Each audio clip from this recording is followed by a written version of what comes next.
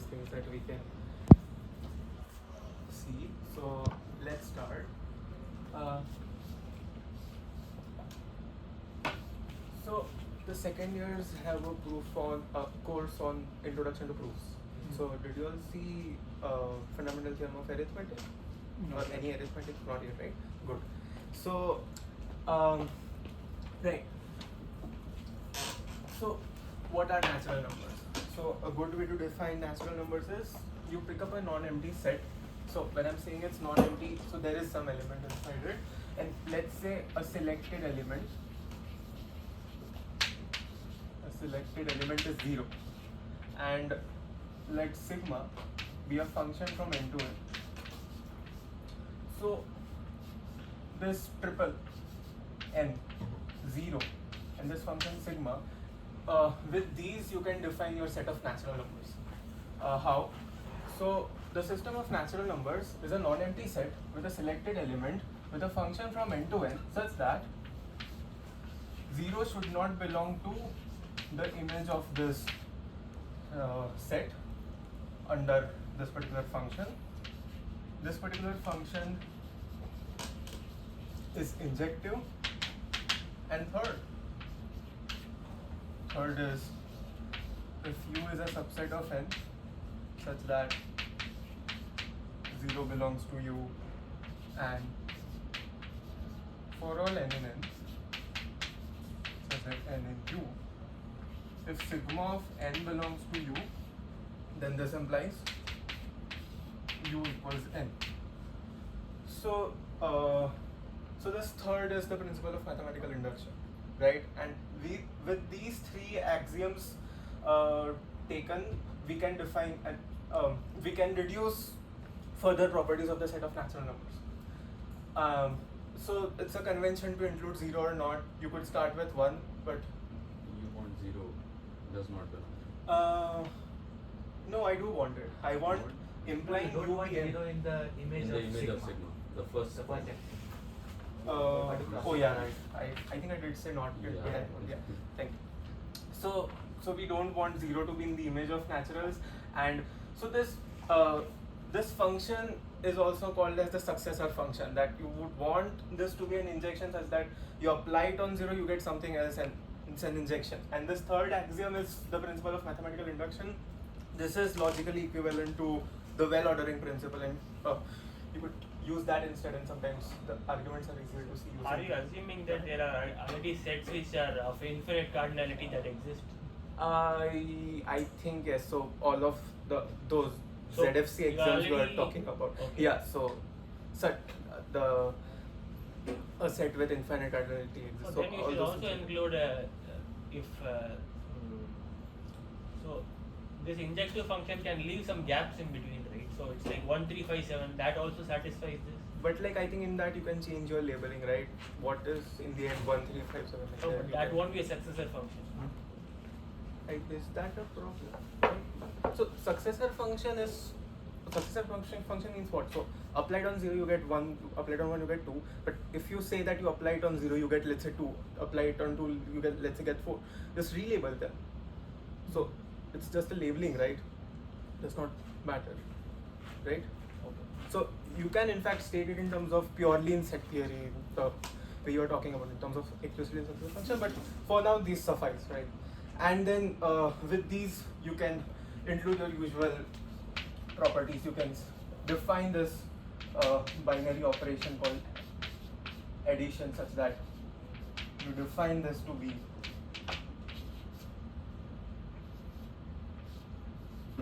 this function applied on m composite of that n many times, right? And and similarly you can define multiplication, and so m dot n, it's just a dot. Sometimes we don't even write the dot. You define it to be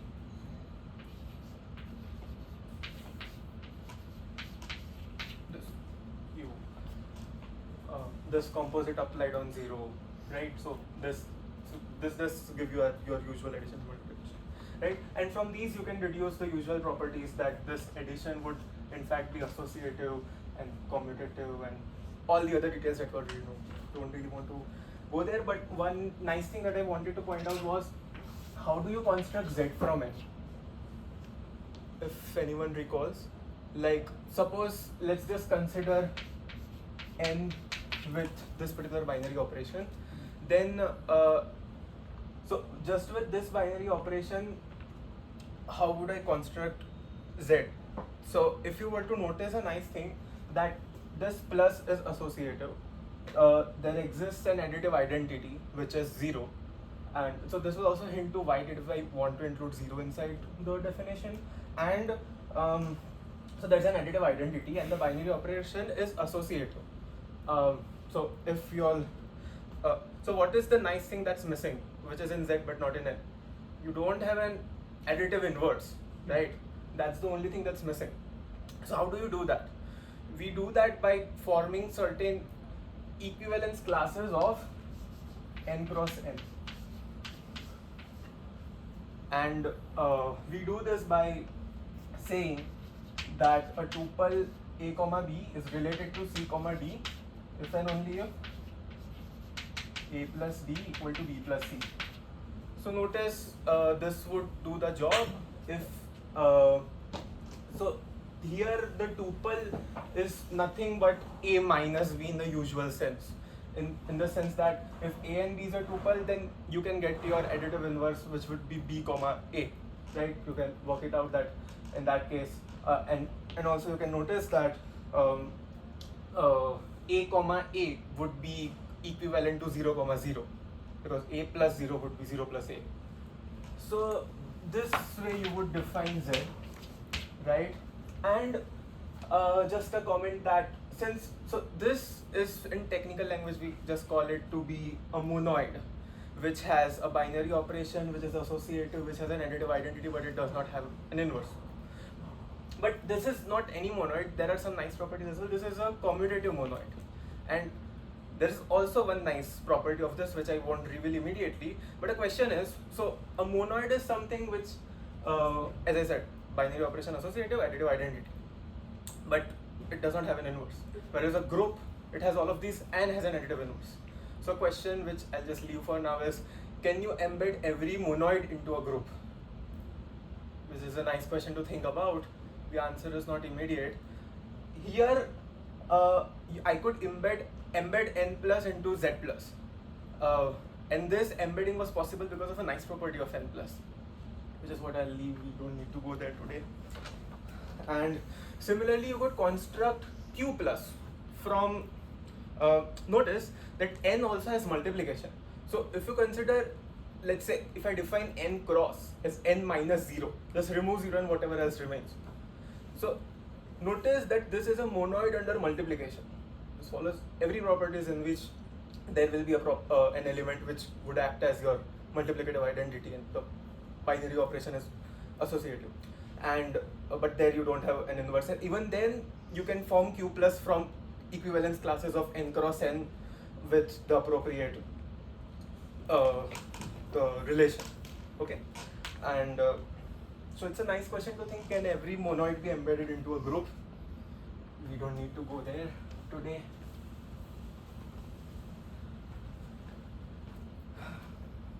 Are you any guesses?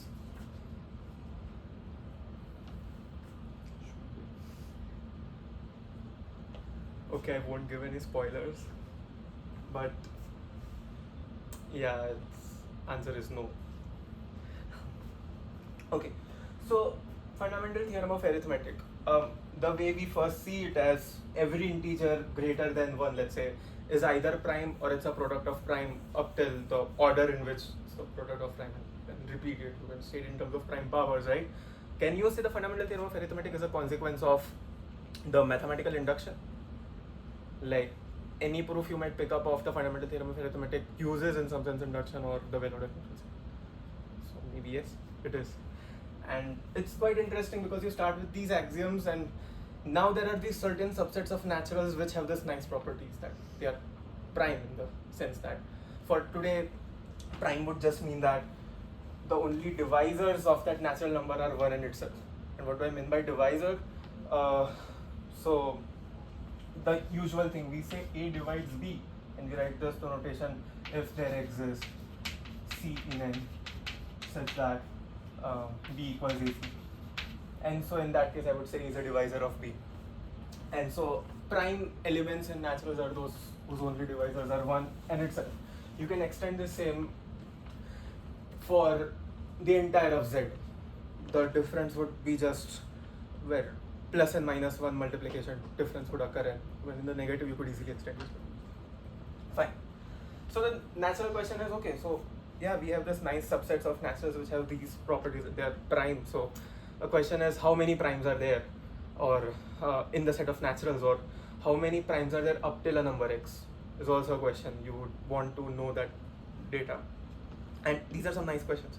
And infinitude of primes is something that at some point we do see in our lives.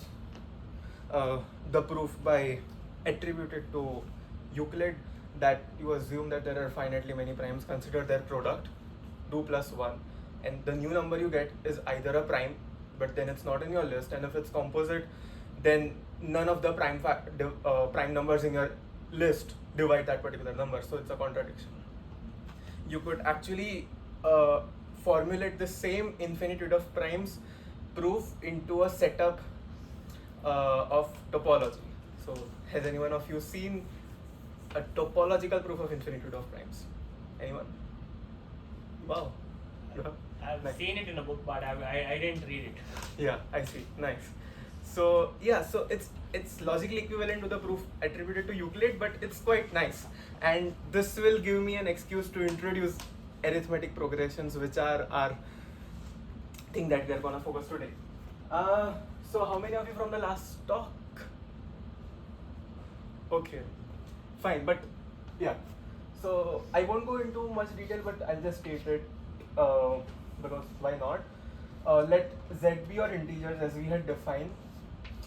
Consider a topology on Z such that phi is included in your topology, and you say that that a subset U of Z, which is not equal to phi, is open if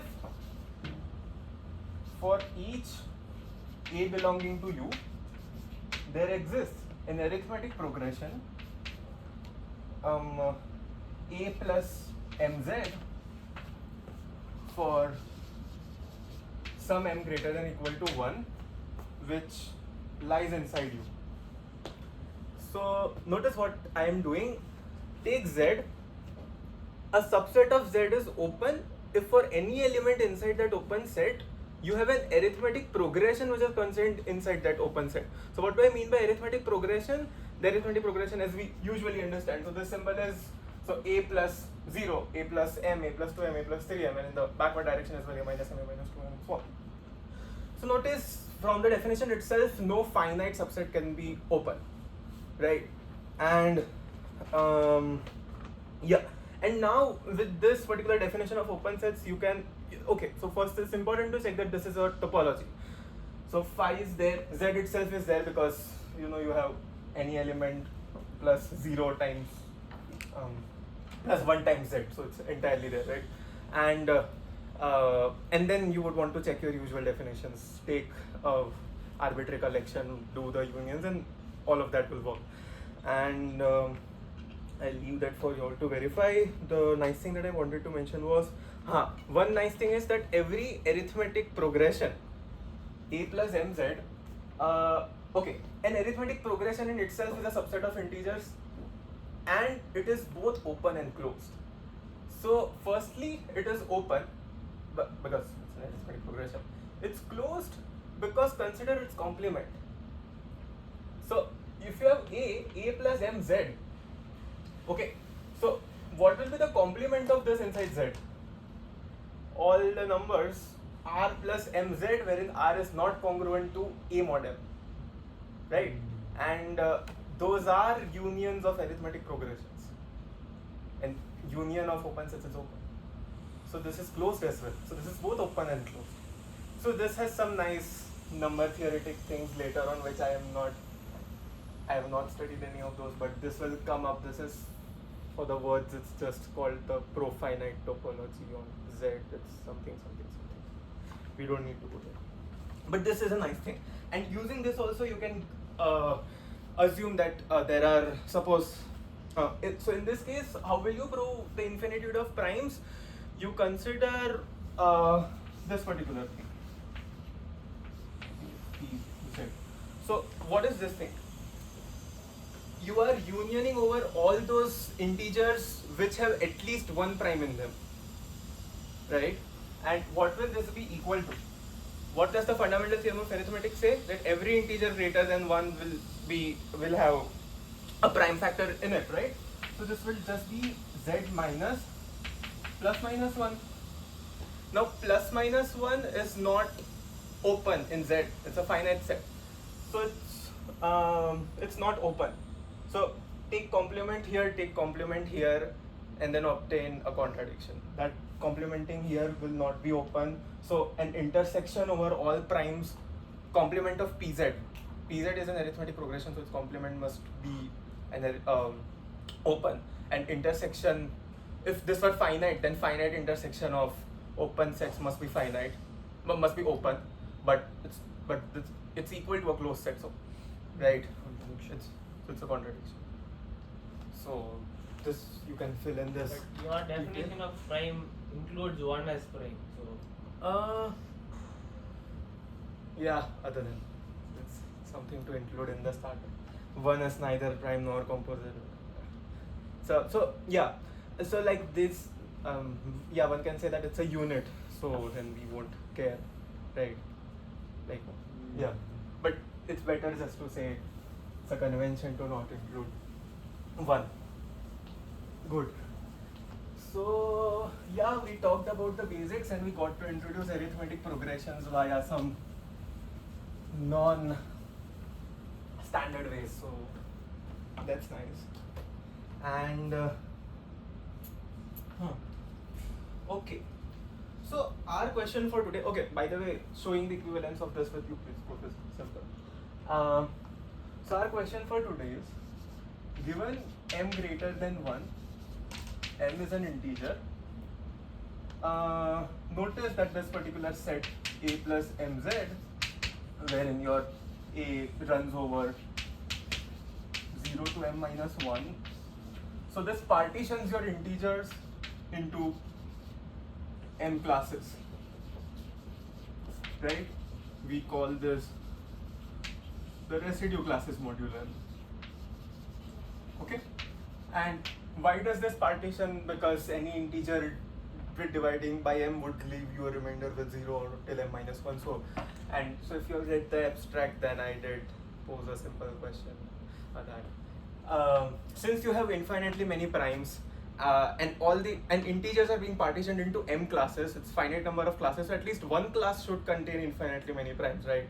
Or else if every class had finitely many primes, then there would be finitely many primes in total in integers, but that's false. So the question is, which classes contain infinitely many primes? Notice we can eliminate few cases actually quite easily, in the sense that if m is your fixed integer, like I'm considering a fixed integer and so you have many classes, if D is your GCD of A and M, then notice for a given residue class K plus MZ, okay, let's just say D is the GCD of K and M, okay, so this has terms of the form, so ... K minus 2m, K minus m, K plus m, and so on. So notice if D is the GCD of K and M, then D would divide each of these terms. And so if I want this particular class to have infinitely many primes, do you think D can be greater than 1? No, right? Because if D is greater than 1, then it's going to divide each of these elements. So if D is equal to 1, then it will be fine. But if D is greater than 1, then there won't be infinitely many primes. There can be some primes, right? I mean, D could be, let's say, 3 or something, and you maybe have 3 there, right? A nice example to always keep in mind is considering the partition because of m equal to 4. For m equal to 4, you have 0 bar, 1 bar, 2 bar, 3 bar. Any remainder can either leave remainder 0, 1, 2, 3. And so these are all integers of the form 4k. Integers of the form 4k plus 1, integers of the form 4k plus 2, and integers of the form 4k plus 3. So 4k is divisible by 4, all the integers here, so they cannot be prime. 4k plus 2 is just 2 as prime, right? So if there are if the infinite primes would be distributed in this, or maybe both, maybe one, it could be none, it should be one, right? So now we know what is the case that we want to focus on, right? So we want to focus on those residue classes whose representative and M's GCD is 1. Only those can have infinitely many primes. And so it's a necessary condition for having infinity of primes. Dirichlet's theorem says that this is also sufficient. That if you will have GCD of A and M being greater than 1, it's going to have infinitely many primes. Actually, Dirichlet's theorem says something more, to which we'll get. But nice. So Dirichlet's theorem is it's a deep result, that it's also a sufficient condition to say that there will be infinitely many primes. Let's say if I'm looking M equal to 4, so congruent 1, congruent 3, there will be infinitely many primes. So nice, we got to see one interpretation of the statement of Dirichlet's theorem. Nice. So there are some notations. The cardinality of all such k, wherein k are in 0 to m minus 1, GCD of k and m equals 1, you denote this by phi of m. So this is called, for the words, Euler-Tauschend function, and this tells you how many residue classes are there whose representatives are co-prime with m. And getting a formula for this is actually not that hard. It's actually a good exercise. Okay, a good proof. Okay, not a good proof, a proof of getting a closed formula for this thing would be, what does this object tell us? This would tell us how many integers are there which are co-prime with m. So this somehow tells you the probability of an integer that you might pick from 0 till m minus 1, which must be co-prime. Okay, so this tells you that probability. Now, if I pick an arbitrary integer between 0 to m minus 1, how is it that I'm going to ensure that it's going to be co-prime with m? I would want none of the prime divisors of m to have a common divisor with my chosen number, right? What I'm saying is, if you pick some element k, I want k to be co-prime with each prime divisor of m, right? And let's say m has some prime numbers. What's the probability that an element that you might choose, k, is divisible by a prime divisor of m? Can you guess? So a prime divisor p will either divide this, leave remainder 1, leave remainder 2, up till on leave remainder p minus 1. So the probability of a particular integer of being co-prime, of being divisible by p is 1 by p, right? But you want your k to not be divisible by p. So that probability is 1 minus 1 by p, correct? And you want this to be true for all prime divisors of m, correct? So you have a formula.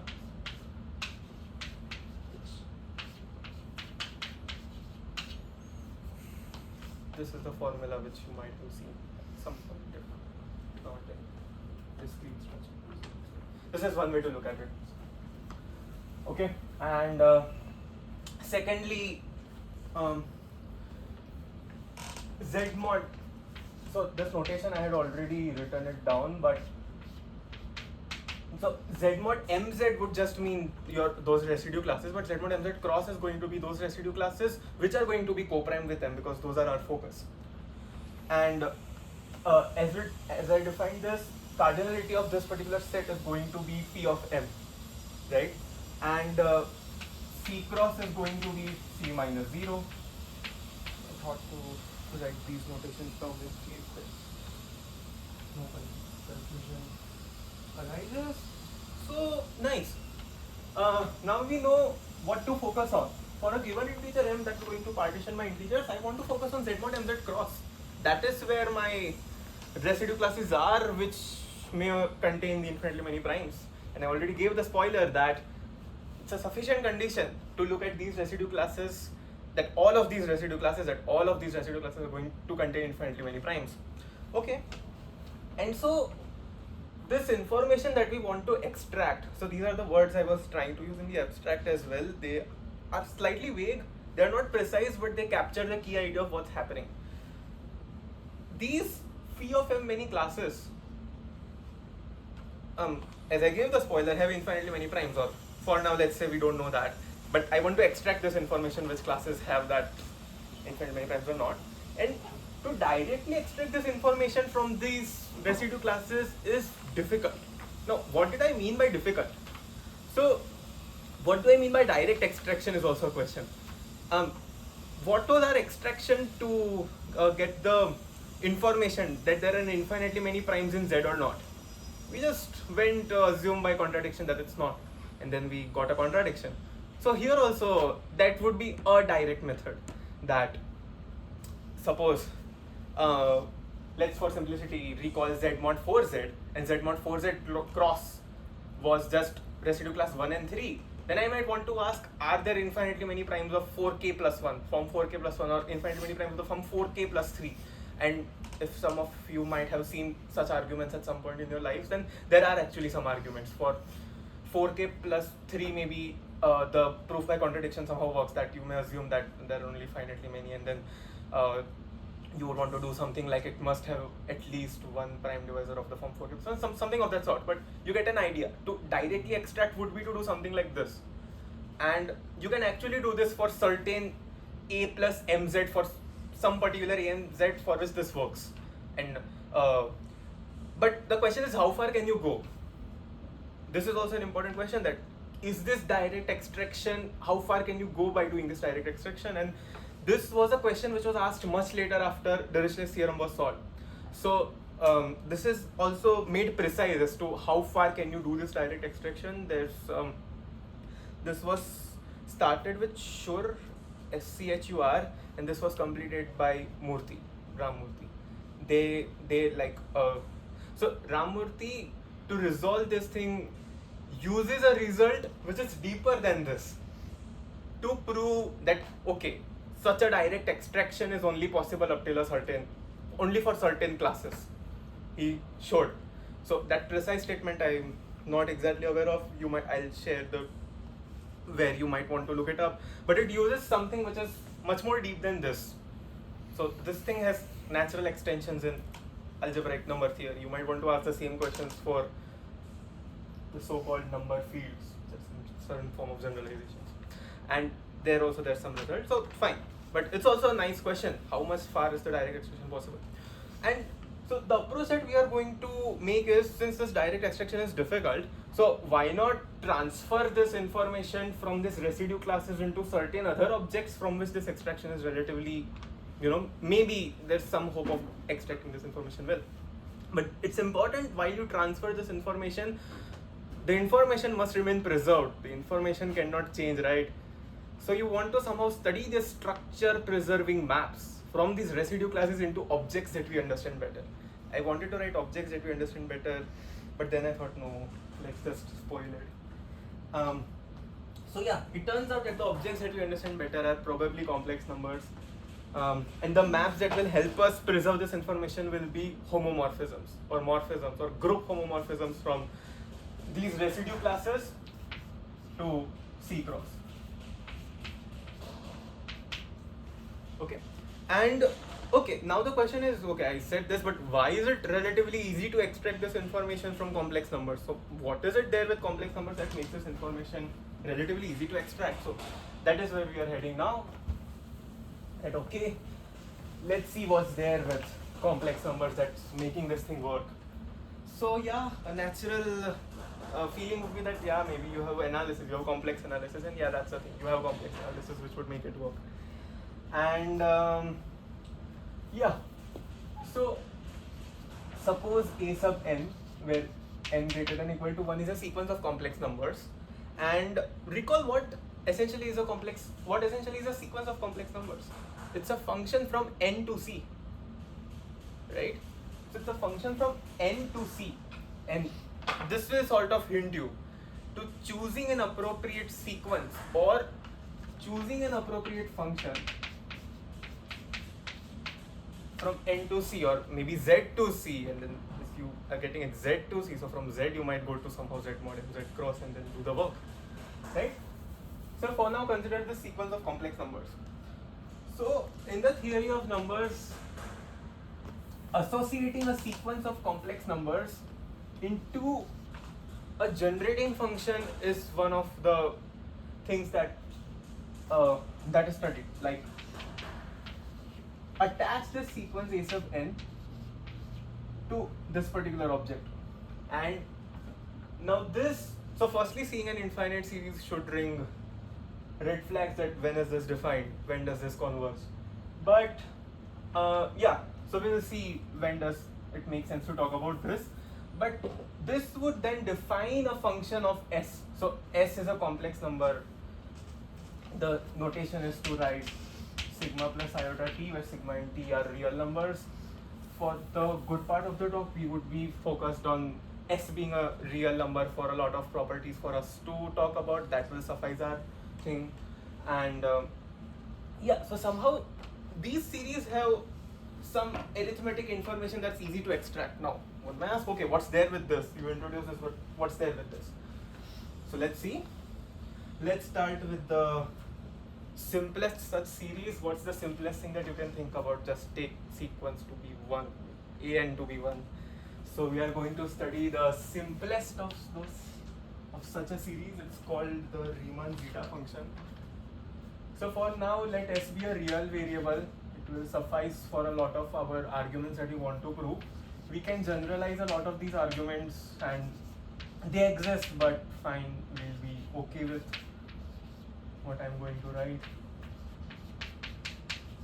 And so this is an infinite series, and one thing that all of us should see in our real analysis courses is at least see this object at, we would have seen it at, let's say, s equal to 1. We know it's the harmonic series, and we know that it diverges, and for certain special values of this function are quite famous. If you take s to be 2, then it becomes the famous pi square by, and so on. So this is something that we must have seen in our real analysis courses, and if not, then we'll see it in the courses, that there is something called an integral test, and so to make sense of this series to converge, you want to study its partial sums, n going from 1 to n, 1 over n to the s, and you would want the sequence of partial sums to converge to this particular series. Now this integral test tells you something nice, that you can actually study this particular object, and you could actually, let's say, call it this, and the integral test tells you that Sn converges if and only if Tn converges. The statement, there are certain there are actually a lot other statements as well. You could consider d sub n to be this minus this, and you can show that that limit also exists, but fine. So this converges if and only if this converges, so you want to see the convergence of this, and for s greater than 1, we're just concerned with real variables. For s greater than 1, notice what this integral would become. If s is greater than 1, then this goes x power minus s, so 2 plus 1, so you get in the denominator 1 minus s as well, right? And so if and the x power, you will get minus s plus 1. So if s is greater than 1, then this thing would come down in the denominator, and if you want to take limit as n goes to infinity, then we'll be fine. But if s were be equal to 1 or less than 1, then this will be in the numerator, and then this would diverge. So your Riemann zeta function converges for s greater than 1 and diverges for s less than equal to 1. In fact, it uniformly converges inside for s being greater than 1 plus equal to 1 plus delta, for each delta greater than 0, and this is also something you will see at some point in your real analysis courses, that by uniform convergence, what exactly do I mean? It's just that when I say like for every epsilon there is some n, integer n, for which the difference of the partial sums with the limit would be less than that epsilon, then the choice of n should not depend on s. If it does not depend on the choice of s, then it will be, the convergence is uniform, and that is shown using the Weierstrass-M test. Current third years would know it from Kanika's course. Yeah, okay. So these were some. So it's nice to see these objects after some notion of convergence, but fine. To appreciate why do this carry the so-called arithmetic information is from this proposition. So the three propositions that I'm going to talk about, you can generalize this, talk them in general, but fine. So zeta of s for s greater than 1 can be represented as an infinite product. So this is just 1 over 1 minus 1 over p to the s, and this is where the information is. Your information is with primes. You want to do something with primes, and this infinite series, you can represent it as an infinite product, and this is that thing that you want to use, and right, and so the proof of this also goes, it's actually straightforward. Like, the important point there is to note that since any prime is greater than equal to 2, 1 over prime is always going to be less than equal to half, and 1 over p to the s for a fixed s is also going to be less than equal to half, or less than equal to 1, let's say. So if it's less than equal to 1, then you could apply your usual geometric series for this particular thing, right? This is an infinite expansion of the form. What is this? This is 1 over p to the s plus 1 over p to the 2s, and so on, right? And so again, the usual thing is to start with sequence of partial sums. So here it's sequence of partial products. So you would want to consider the product p less than equal to some capital N, and then this particular quantity, okay? And so it's p less than equal to n of this particular quantity, m going from 0 to infinity, p to the minus ms, right? And since absolute of each 1 over p to the s is less than 1 as well, so this is not just convergent, but it's also absolutely convergent, and then you can do these rearrangements, and so what this product is over each of these, and then you could do the usual things that your intuition would tell you. So all of that is fine. These arguments are important, but it's easy to fill in the details, right? And yeah, I just mentioned in case someone did not know this absolute convergence thing. So if you have two series which are not absolutely convergent, but if they are just convergent, so those are called conditionally convergent, then this thing in general is not valid. You cannot always do this thing, and you can find counter examples. Hint would be to look at those which don't absolutely converge. So some at times our mind would try to think in terms of 1 over n or something, but those are not the right places to think if you want to look for conditionally convergent. At least that is it with me, right? And so maybe I can fill in the details and talk about p less than equal to n, and then there will be some remainder term which gets bounded, and as n goes to infinity, then that remainder term should go to 0. So this thing should make sense. If any one of you would want me to write, then I'll go ahead, or else we can do. I should read it now? Okay. Okay, so let's see the thing. Right. So we would be interested in considering this particular expression. Less than equal to p n, and as we saw, since 1 over p to the s is less than 1, so I can write it by this particular infinite series, right? And notice what is it that we would do now? Now since these are absolutely convergent, you can do the rearrangement that one would usually want, right? And so what is a general term that's going to show up when you do this rearrangement? So it's going to be something like 1 plus 1 over p1 to the s plus 1 over p2 to the s and so on, right? 1 plus 1 over p2 to the s, p2 to the 2s and so on and so on. So in general, any term that you are going to pick is going to have in its denominator the powers of primes, the prime numbers which are less than equal to n in it.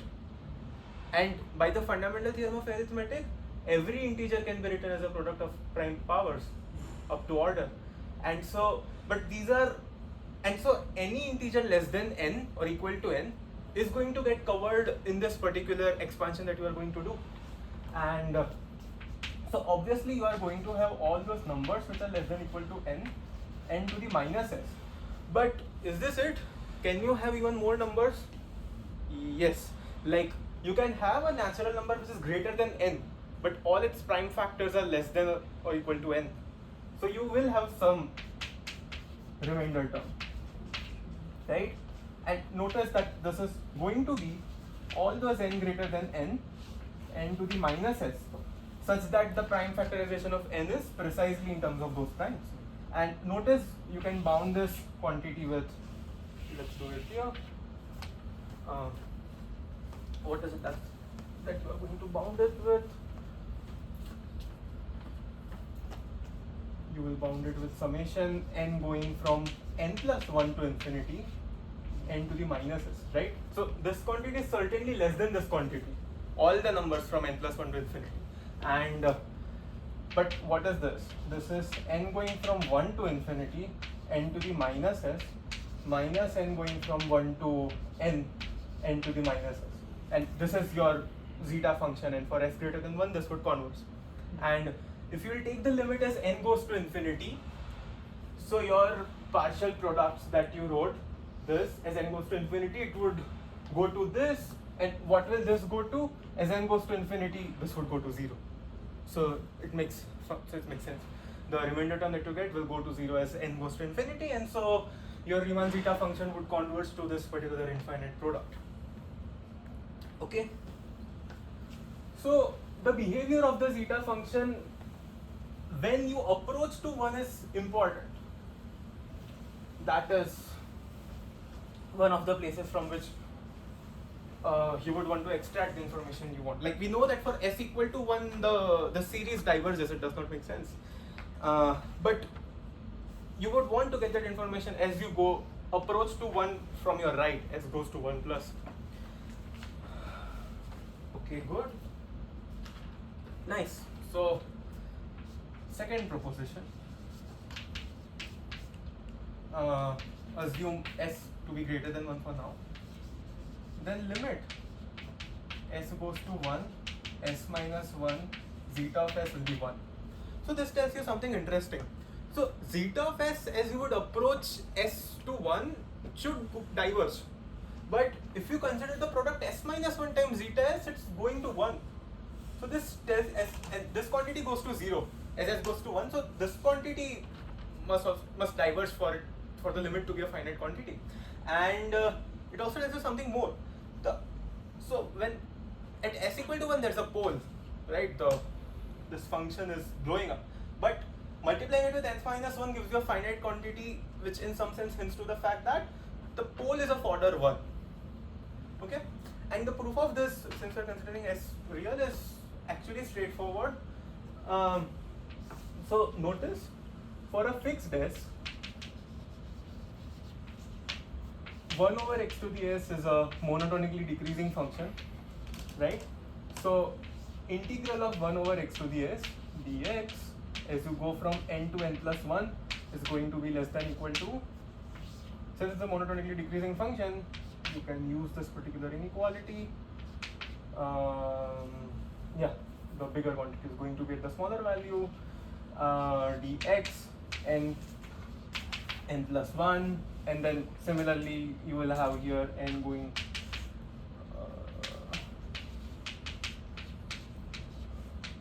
this thing, but notice what is this? This should, okay, what are these? These are just, this thing comes out and it's just 1, right? 1 over n plus 1 to the s would come out and this would be 1.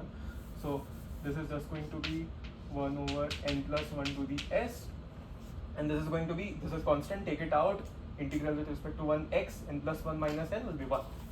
So you will get this, and now what you would want to do is consider summation n going from 1 to infinity both the sides.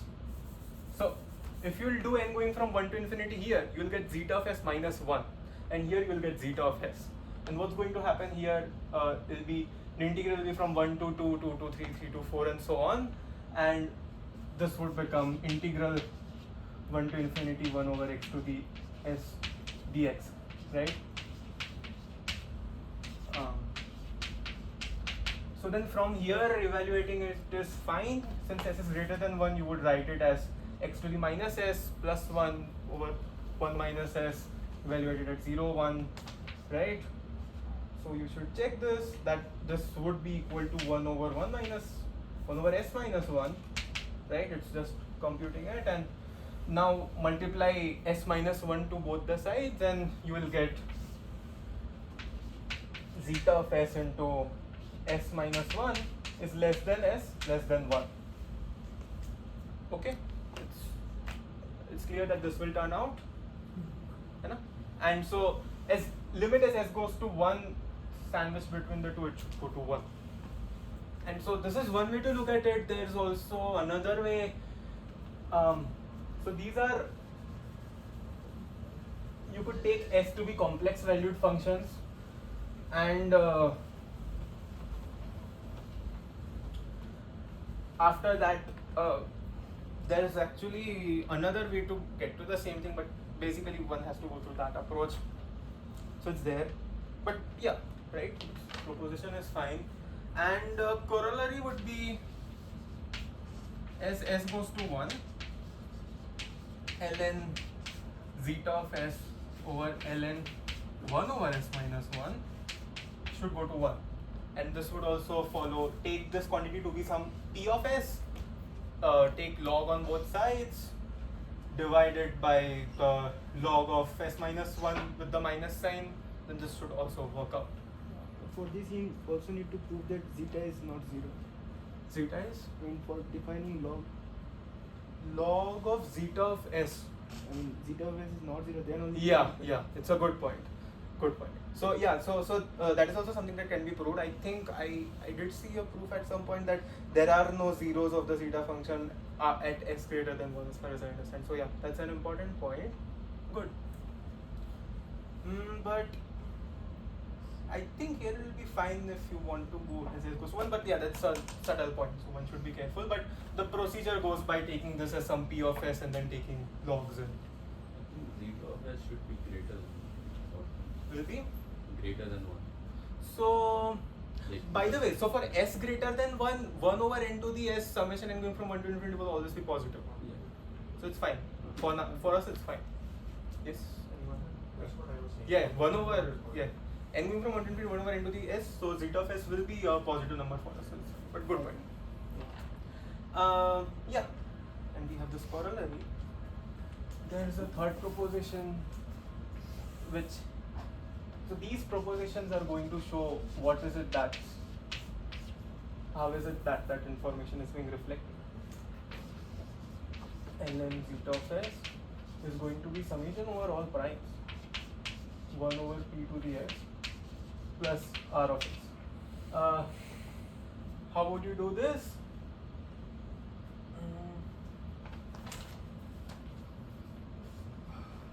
So recall from proposition 1, I can write zeta of s as product over all primes less than equal to n, 1 minus p to the minus s minus 1 lambda n of s, where lambda n of s should go to 1 as n goes to infinity. Make sense? And on this apply log, just the standard trick. The important part will be to summation over all primes less than equal to n. 1 minus p to the minus s minus 1 plus log of lambda n s, and as n goes to infinity, lambda n s goes to 1, so this would go to 0 as n goes to infinity. And here you would want to use the identity that which follows from the thing that we know, like 1 over 1 minus x, you write it as 1 plus x square and so on. Here you can take log on both the, no, you can integrate both the sides, because so consider the partial sums here, then each of those partial sums are Riemann integrable, and in fact the sequence of partial sums converges to 1 over 1 minus x for the region mod x less than 1 uniformly. So there's this theorem that you can actually integrate here and you can integrate term wise. So that's an important thing to note. And then doing that, integrate both sides, and then you will get an identity for this log of 1 over 1 minus p to the minus s.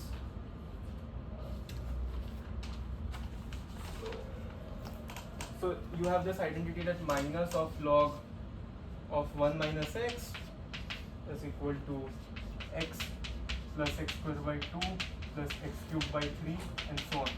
So, and then bring this one here, put it in, and so take this particular sum, and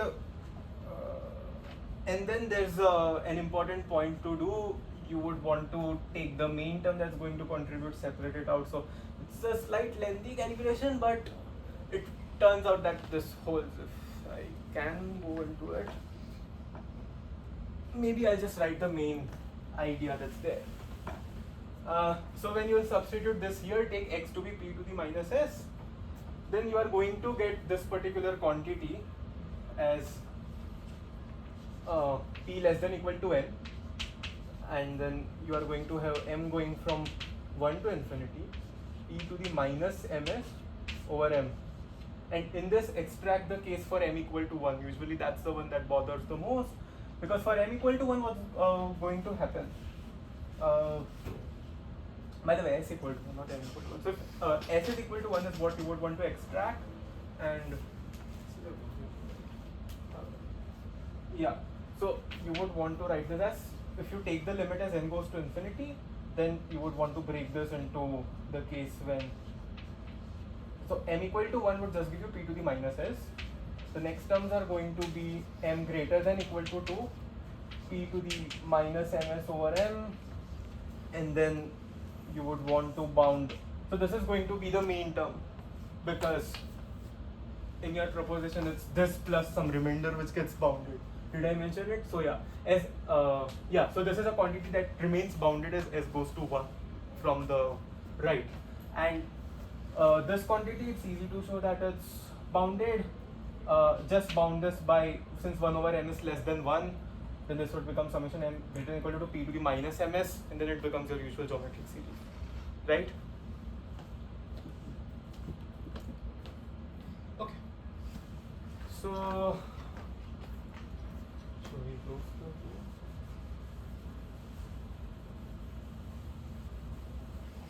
So that is it that you would want to do. The idea behind writing these three propositions is showing the relation as to what is happening in the simplest case that we started with. We were starting with the Riemann zeta function. The first proposition tells you that there's something here which is going to help you, and the third proposition that you have sum over all primes. So that is what's going to help you, and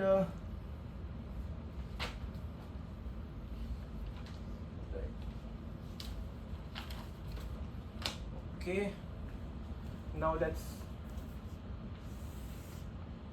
talk about definition. So this is, we say, consider P to be a set of positive primes, okay, and we say that P has a Dirichlet density if the limit as s goes to 1 summation over all p belonging to your set p to the minus s upon ln 1 over s minus 1 exists. And if this limit exists, you would call it to be the Dirichlet density of the set P. Okay, so why this definition? Well, you could actually replace ln 1 over s minus 1 with summation over all primes P to the minus s.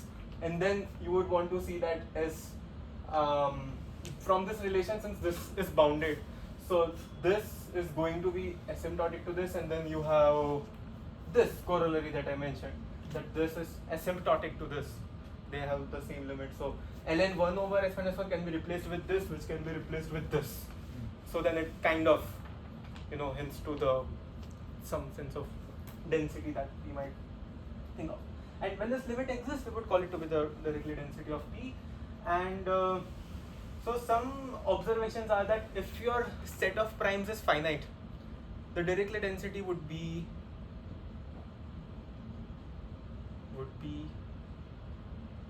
if I were to take a finite set of primes, the Dirichlet density would be 0 because your denominator is growing up as s goes to 1, right? And so if you want a Dirichlet density of a set of primes to be greater than 0, the set of primes should be infinite. Another observation is if the set P were set of all but finitely many primes, so you remove some primes but you have all other primes, then the Dirichlet density would be 1, because then using this thing, if you remove finitely many, some bounded number, right? And if you have two set of primes, P1 and P2, which are disjoint, and if the Dirichlet density of both of those set of primes exist, then the Dirichlet density of their union, which is just the disjoint union, would also exist and be equal to the sum of the two, because each of those limit exists. Why does s go to 1 if you take a finite set of primes?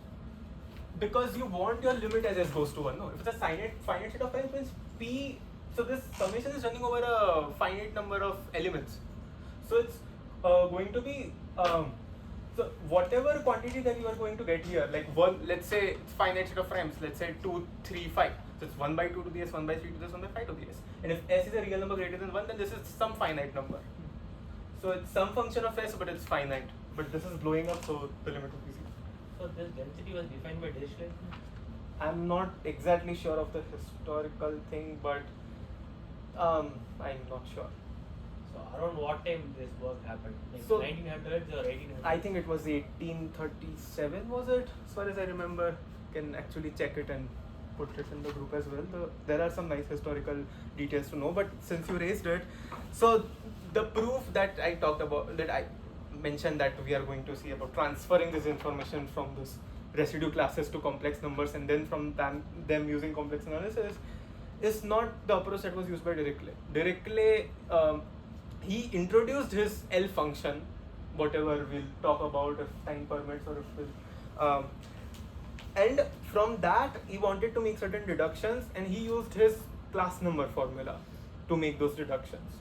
Class number formula comes in some algebraic number theory course or something. So he had a different approach, but after him there were a lot of different approaches that came, and the one I'm going to that I studied, which I'm talking about, is one elegant simplification by I might pronounce it wrong, but De La Posso, the prime number theorem guy, if you might have heard. So prime number theorem was another such theorem which was proved by Hadamard and some name which I might, and they independently proved it.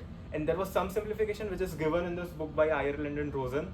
So very nice book to check some number theory, and so those were some nice approaches. I'm not exactly sure Dirichlet thought of, so obviously so I'm not sure at that time we won't have groups and group homomorphisms and all. So the simplification of viewing the function, the sequence that he introduced, is much later realized that, oh, you can see this in this framework. And so we are seeing it in the modern framework.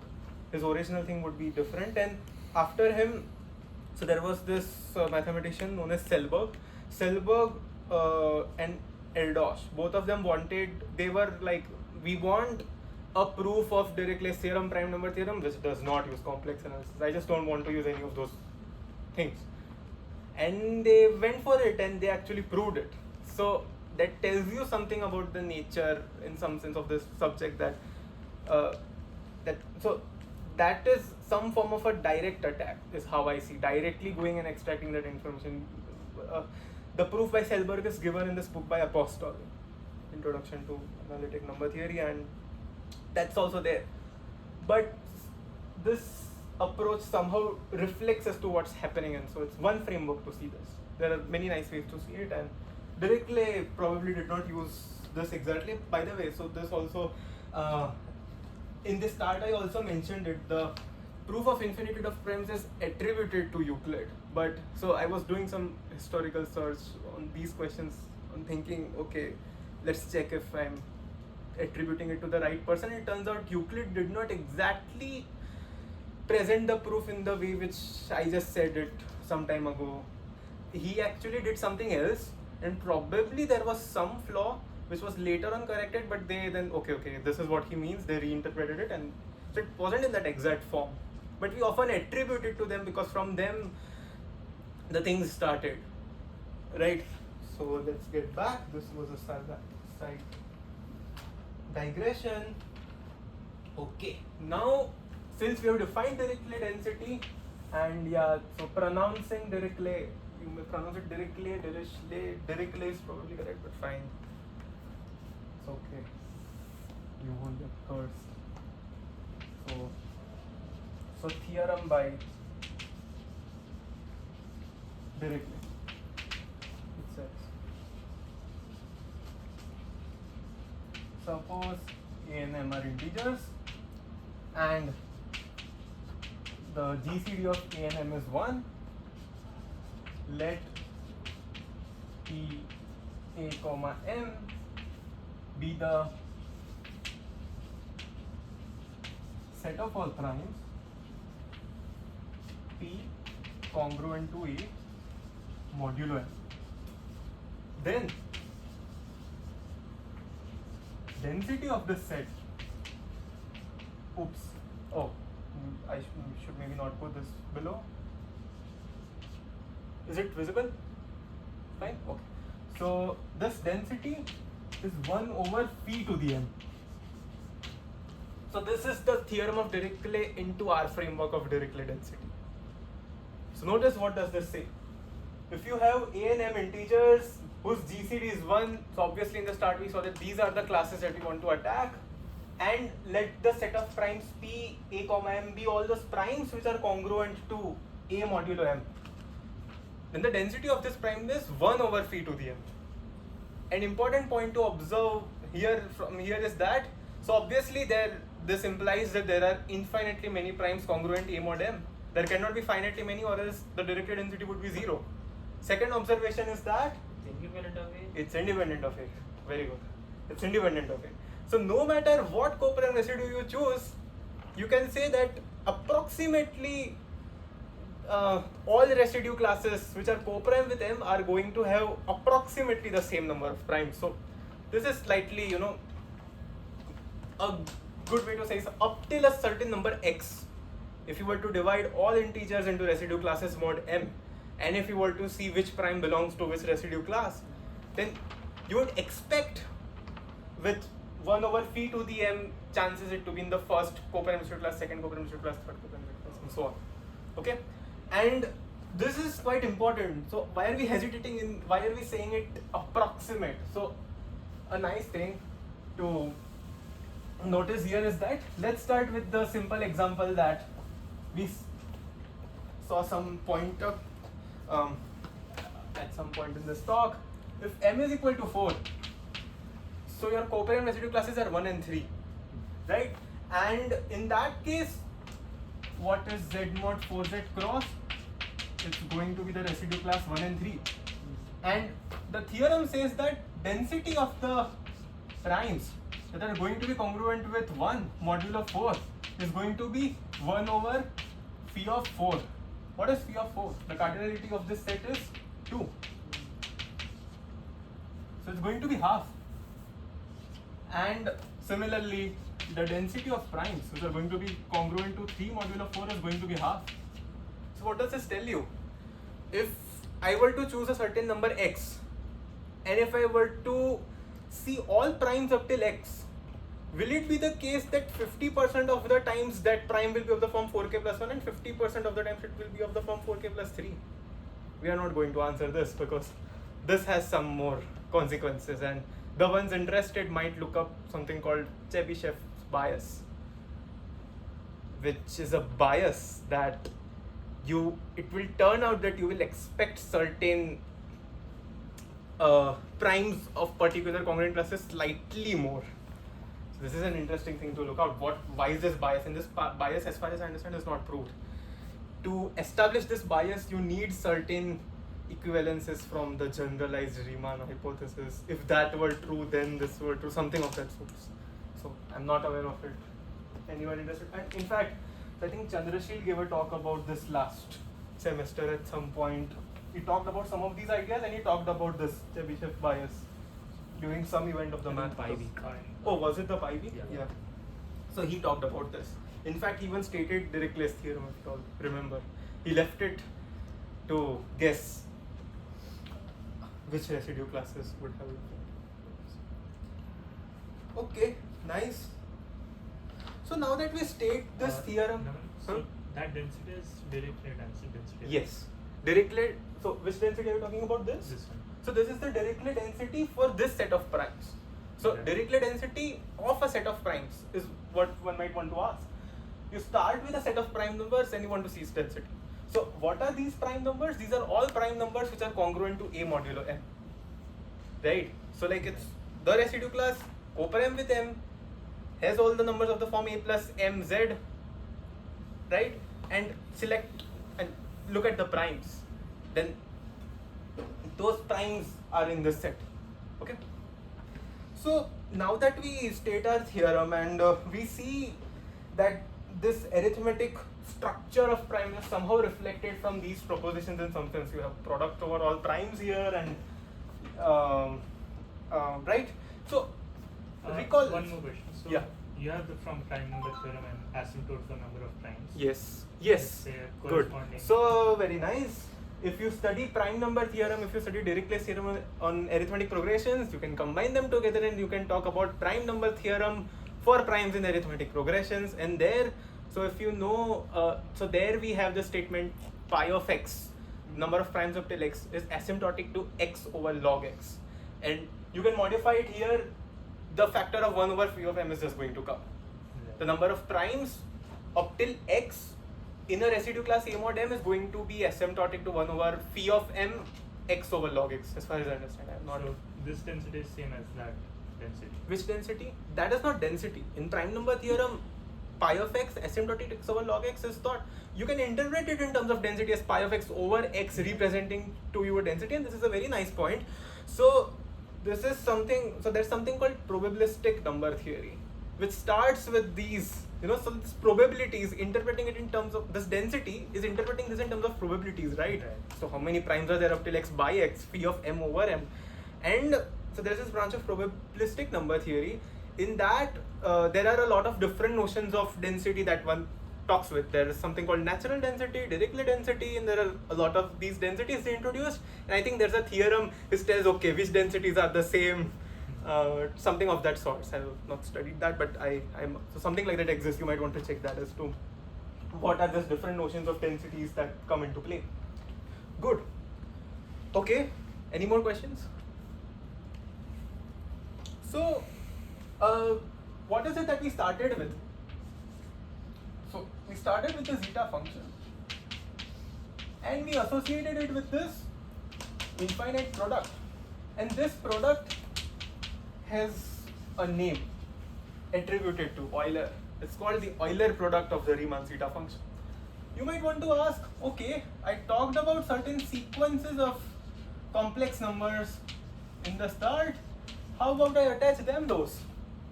Can they have certain Euler product? And the insight of Dirichlet, so this probably is right attribution, that it was his insight that you can choose appropriate a sub n, which would extract that information from Z into complex numbers, and then you would want to study these under appropriate conditions. These would have certain Euler products, and then you would work something out and you will get what you want. And nice. So there's this one lemma I would like to state. If you require, we might want to go into it. Okay. So which side shall I rub? So this is a nice thing that one might want to ask. When is it that a suitable function might have an Euler product? And so these propositions, these were for a sub n being equal to 1. Now when I'll that mention about certain a sub n wherein these Euler product exists, you can actually repeat all of these arguments as to whatever you did here. They get easily modified and you can get similar expressions. So I would like to talk about what are these a sub n's or these functions from naturals to complexes that we might want to consider. So again, you could state a lot of things in general, but the lemma which would suffice us is this. So this lemma is also quite straightforward. If f is non-negative, it's multiplicative. Okay, what do we mean by multiplicative? For all m and n in the set of naturals that are co-prime, f of mn is going to be f of m, f of n. Now this should already start clicking some insights as to what are we talking about. Okay. By the way, so this is called a multiplicative function. There is something called completely multiplicative function if you were to lift this condition. And that if this were true for all natural numbers, then it's called a completely multiplicative function. And you can actually interpret this, a completely multiplicative function is a function from the naturals, and I should not be sloppy. I should write m and n greater than 0. Okay. Yeah, this is okay. So if it were completely multiplicative, then consider the multiplicative monoid n cross. N removes 0.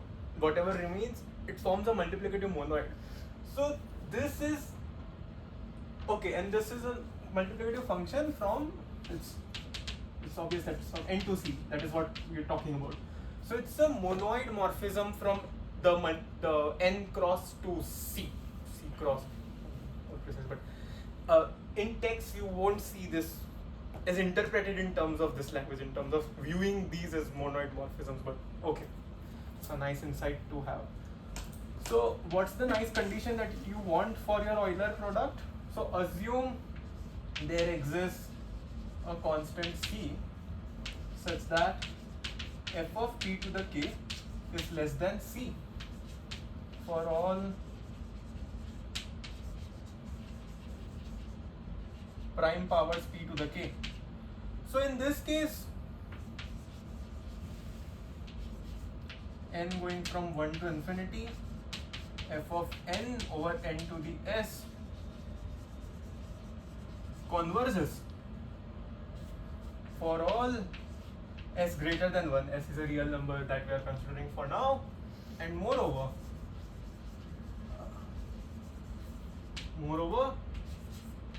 is this visible? N going from You would want a norm there, right? huh? Assume there exists constant c such that norm of f of p is Oh, nice. That's a good point. within c. Yeah, so good. Yeah, so it will be absolute value of this, but non-negative positives. I think for this particular theorem that I'm stating, I'm restricting to R. It's a good point. So yeah, so as I said, these particular lemmas can be generalized as to when for any s being a complex number you can talk about the Euler product of a sequence of complex numbers, but these suffice for getting through the argument. So moreover, n going from 1 to infinity, f of n over n to the s is equal to the infinite product 1 plus k going from 1 to infinity, f of p to the k upon p to the ks. So observe this lemma in case of f being equal to 1. So if f was 1, then the prime powers are less than any constant c greater than 1, and this would converge. And what would happen to this quantity? So if you observe this carefully, for now this is just a multiplicative function. But what would happen if this were a completely multiplicative function? So notice in that case, f of p to the k would also be f of p whole k, right? And in that case, write this 1 as, take this 1 inside, make the summation k going from 0 to infinity, f of p to the k, f of p to the whole k over p to the ks, and then it becomes your usual geometric series. And in that case, you get 1 over 1 minus the common ratio, okay? And that would give you this form of an expression, 1 over 1 minus. So the proofs that I discussed for these were actually easy to follow, which was the reason to take them, but you can talk about these in general. So this lemma is slightly general than that, but okay. So we now know that, okay, there is some certain classes of functions that we might be interested in for which this Euler product might exist. The proof of this, I won't discuss it right now. If anyone is interested, I can surely discuss them, but the important point would be to use the inequality that 1 plus x is less than equal to exponential of x and some other, a lot of other bounds. So I can give an idea to see as to why this works. So start with calling this quantity as a of p, and then bound this by, you have a bound for this, and take it out. This is bounded by c. Take c out, and then you get 1 over p to the ks, and then nice things happen, right? You can then take 1 p to the s outside as well. So it would be p to the k minus 1 times s, and then you could then reindex your summation, things would work out. Okay, if anyone is interested, I'll discuss the proof later. So the idea is we want to look at the functions which are nice enough in this context, and the information that we desire is inside this. So what we are going to do is consider maps from z mod mz cross to c cross, and then from this, how will we go back into the whole setup that we talked about? So notice that this sits inside z mod mz, this sits inside c. You would so whatever this map which I will define, I can extend it the way I like, in the way that's good enough for me, to z mod mz. And what I'll do is, for all the elements a which are not co-prime with m, I would just assign my value to be 0. And any value that this function might take here will be non-zero, because this is c cross. And I would assign all these elements which are not co-prime with m to be equal to 0. From this, how do you extend to z? Just your usual canonical reduction. Take any integer, reduce it modulo m, and then evaluate it. So this is the picture that precisely has the information of how that transfer is happening while preserving that structure. So, okay, this shows you how the transfer is happening. How are you going to ensure that the information is going to be preserved?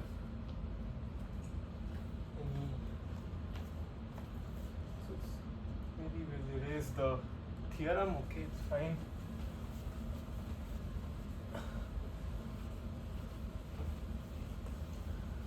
So what we are interested in is z mod mz cross actually forms something called a group. It's a group under multiplication, and the set of non-zero complex numbers also form a group under multiplication.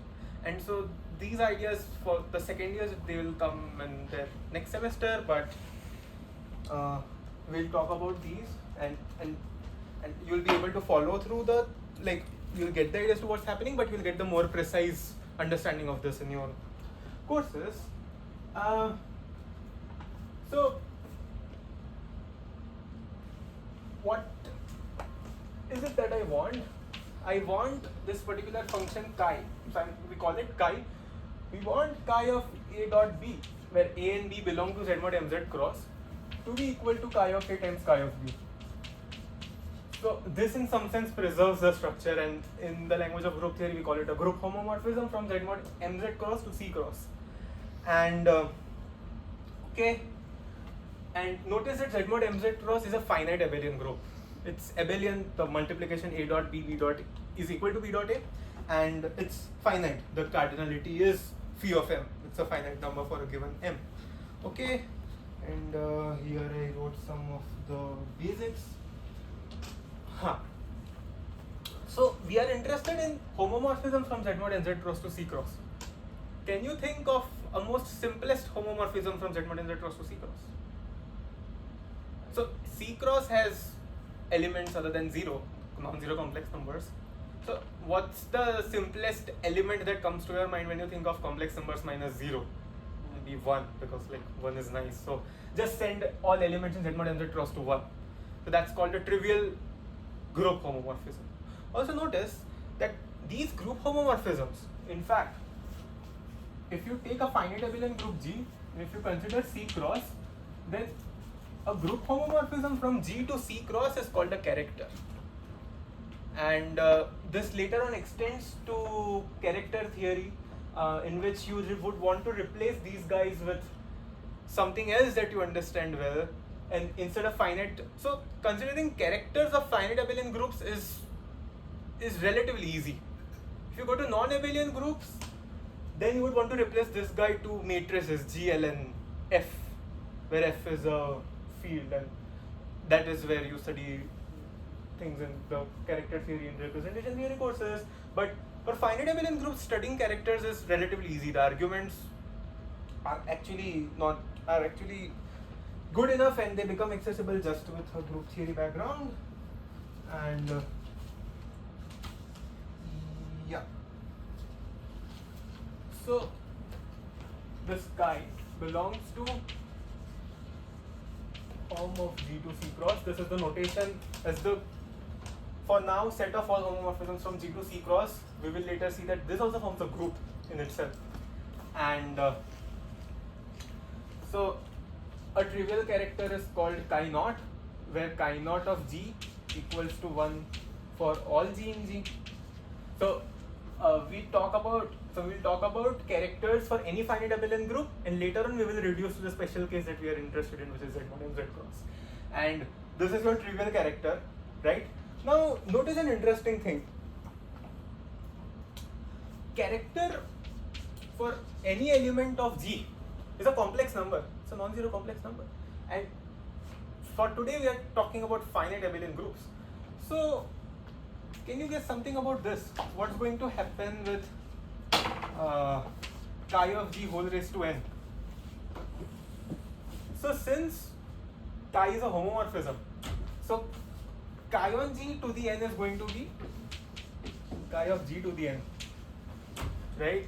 And since n is the cardinality of your finite abelian group, then G to the n has to be 1. So this would be chi of 1, and this would be 1. So any character, the character of any element in G is an nth root of unity, right? Because chi of G raised to the n is 1 for any G you would want to pick. So you get that when you restrict it to your codomain as C cross, all the characters are going to evaluate each element into S1. S1 is the set of all non-zero complex numbers having absolute value 1. And in fact, it will be some nth root of unity. So we are interested actually in this group, which is the group of nth roots of unity, which is 1 e to the 2 pi I by n, e to the 2 pi I 2 over n, and so on. You go till e to the 2 pi I n minus 1 over n. Now notice that this is a cyclic group. This is generated by this particular element, in the sense that this element multiplied with itself gives you this, and so on. So this is a cyclic group with this generator, and it's a cyclic group of order n, and all cyclic groups of order n are isomorphic to each other. So this is isomorphic to Z mod nz.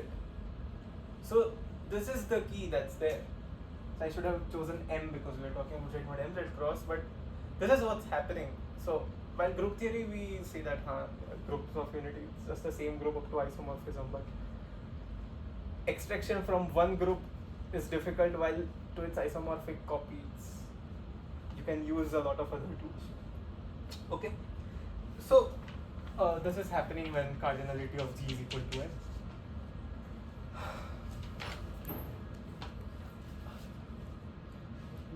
Time, not that great.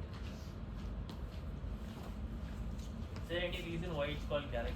Yes, so as I mentioned, so a group homomorphism from a finite abelian group into C cross, you call it a character because this study naturally extends to something called character theory, where you study these maps from the group to G, L and F, where F is a field and so on. So this extends somewhere, so maybe I think that's just because there also you call it characters. Okay, but why do you call it characters there?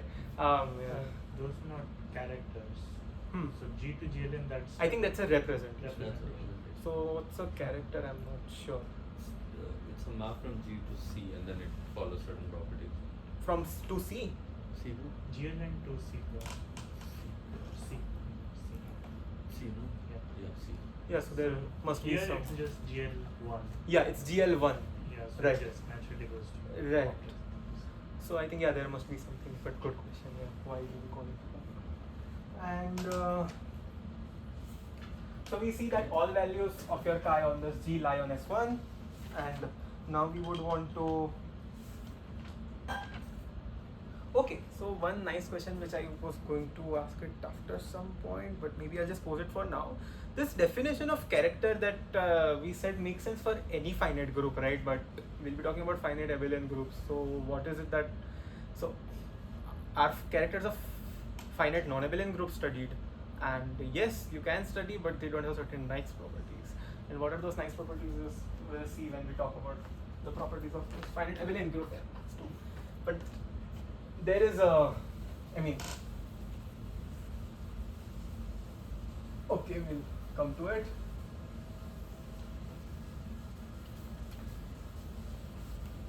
So notice up till now in the talk we started with some of the basics. We set the problem, we claimed that somehow extracting this information from complex numbers is relatively easy. We saw the case for the Riemann zeta function, certain nice propositions. Now we are led to the question of observing which are these functions that are going to preserve this information.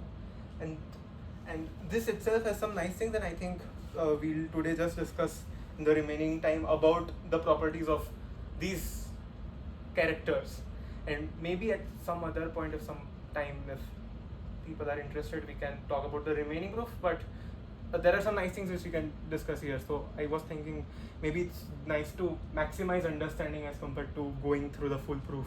The full proof is also there with me. It's in this book, the entire proof. But yeah, so let's talk about some nice properties. Okay, so let me raise this question since we want to focus on. Let G be a finite non-abelian simple group. What are simple groups? Fewer normal subnets Other than the trivial ones, the group itself. Right. So the claim is the only group homomorphism from G to S1 or to G to C cross is the trivial homomorphism. So what's happening here? If you consider any non-trivial homomorphism, so if it's non-trivial, there will be at least one G that does not get mapped to 1. Consider the kernel of that particular homomorphism, and then consider the quotient group. The quotient group would be isomorphic to a certain subgroup of C cross, but C cross is abelian, and G quotiented with kernel chi has to be isomorphic to an abelian subgroup, so it must be abelian as well. And then from there you will get a contradiction. Why?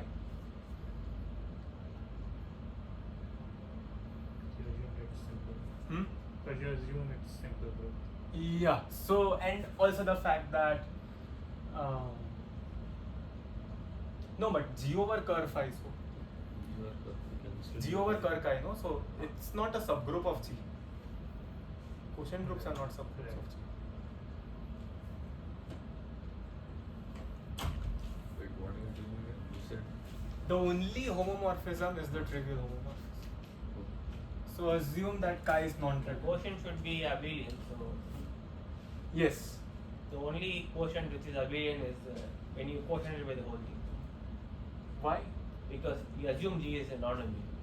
Yes. You have only two cases of kernel. Yeah. Identity and Should analysis. kernel be normal and will assume similar? Yes. it has So to the be kernel will be trivial. normal, and so the kernel can only be identity of the whole group.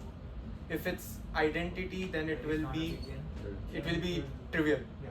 But if it's the whole if it's the whole group, then it will be trivial. If the kernel is identity, then it will be an injection. Yes.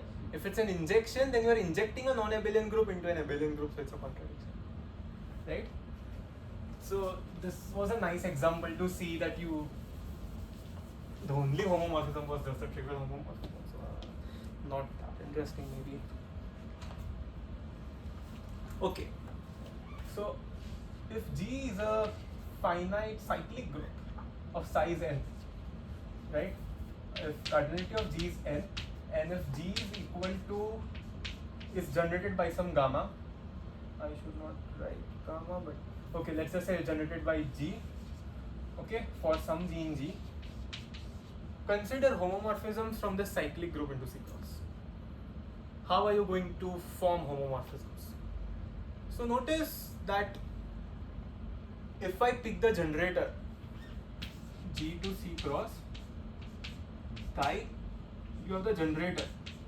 So if you will assign the generator a particular complex number, then automatically the values for other elements in your cyclic group will also be fixed, right? And so how many possibilities are there of assigning the generator a particular complex number? what's the order of the group? This group has order n, So and recall that recall that any character is an nth root of unity, because whatever chi of G be, its whole raised to n should be 1. So it's an nth root of unity, and so there are n many options. So there are n possible group homomorphisms from a cyclic group of size n into C cross, right? So this is a nice thing. Okay. Also observe. Okay, we'll come to that later. Let's come to this nice thing. G is your finite group. Okay. Why do we have this line on here? Okay. So the next question is, we saw for cyclic groups the structure was easy. Now the question is, if G is your finite abelian, okay, is n, and let H be a subgroup of n of G, and chi be defined on the subgroup. You have a character on the subgroup of an abelian group, a finite abelian group, and the question is, can you extend this character from H to G? Like, not H to G, let's first come to a simple case. So it's a subgroup of G. Let's say it's a proper subgroup, then pick G belonging to G minus H. G minus H. Then consider the subgroup generated by H and G. So can you extend the character from H to the subgroup generated by H and G? That's the first step.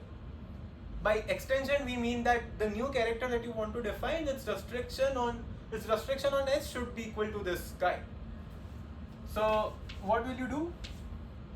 If you want to define a character on this particular group, so what will the elements of this look like? They are of some form H times some G to the I and so on, right? So notice that G is not in H. Can G square be in H? Maybe. I mean, can some power of G be in H? What's the obvious power that's going to be there in H? N. So G raised to N is going to be in H, right? And so let's say D is the smallest number, such that G to the D is in H. Okay, there will be some smallest number. I mean, if either it can be n or it will be something less than that. So let D be minimal such that g to the d lies in H. So what is it that we are trying to do? We want to define chi on G.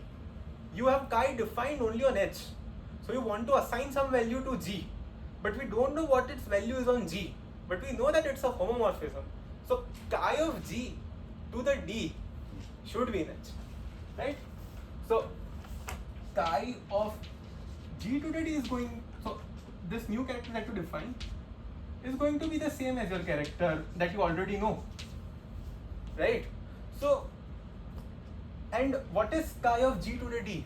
It's some complex number on S1, and since this is a homomorphism, so this is chi bar G to the D be equal to this complex number, and so you want this complex number to be the dth root of whatever this complex number is. And the nice thing about S1 is that any such map is D to 1. Like if you have any complex number, then the equation z to the d equal to the complex number on your circle has d many solutions. You can write it down as the usual thing as to do, but for any complex number, we usually talk about nth roots of unity or something else, but for any complex number on S1, it's going to have z to the d equal to that complex number is going to have d many solutions. So nice. So you now know that whatever you want to assign, you know what this is. You have d many options. So choose any of them, and you can extend. You can extend it in d many ways. So notice that if you assign a value to chi bar of G, defining it for any general element of the subgroup generated by H and G is easy. Like any element here, let's say if it's of the form H times G to the I, then chi bar evaluated at H times G to the I will be chi evaluated at H. Let me just write it down because this is important. So chi bar on H times G to the I is going to be chi bar of H, but chi bar of H is chi, and chi bar of G to the I, but that would be chi bar of G whole to the I. So if you know the value for this, then this is easy to determine. An important subtlety is that is this well defined, like any element inside this may not be uniquely represented in terms of H times G to the I, like H and the subgroup generated by G can non-trivially intersect. They will intersect at 1, but they might non-trivially intersect. If they trivially intersect, then there's a unique representation, but if they don't, then you might get some other expression H dash G to the K being equal to H G to the I. But in that case, it's easy to show that this is well defined because this value will be the same. Okay, so this is a small subtlety, but we are convinced that if we determine the value at G, we'll be able to extend it to the subgroup generated by H and D, by H and G, right? So that is fine. And how many ways are there to extend? There are d many ways. But what is d? I mean, d was something minimal number, but can you tell me what d is in terms of subgroup generated by H and G and H? So notice d was that smallest number whose G, I mean, so the power of G was in H. So consider these HG, HG square and HG to the D. So notice this is H, right? And consider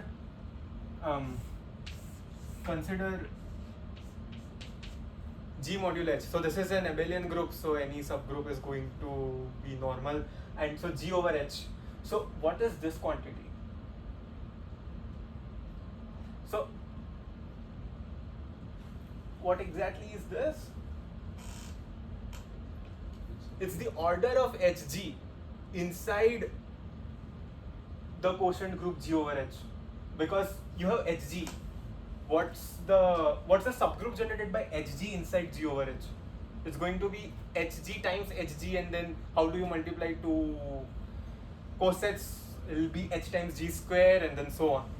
So notice what we have is, so these are the right cosets of G of H, right cosets of H inside G over H. Right. You want H comma G instead of G.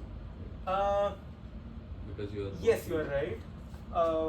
But okay, so when I say H over G, then I would want to say the subgroup generated by just small g. But right, what you are saying is right. Yeah, we would talk about inside the subgroup generated by H comma G, and we would want to look at this. And D is exactly the order of H inside this. Makes sense.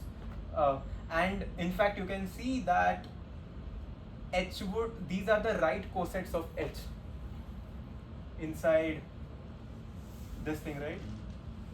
Makes sense? And D is the order of H. So D is nothing but it's the order of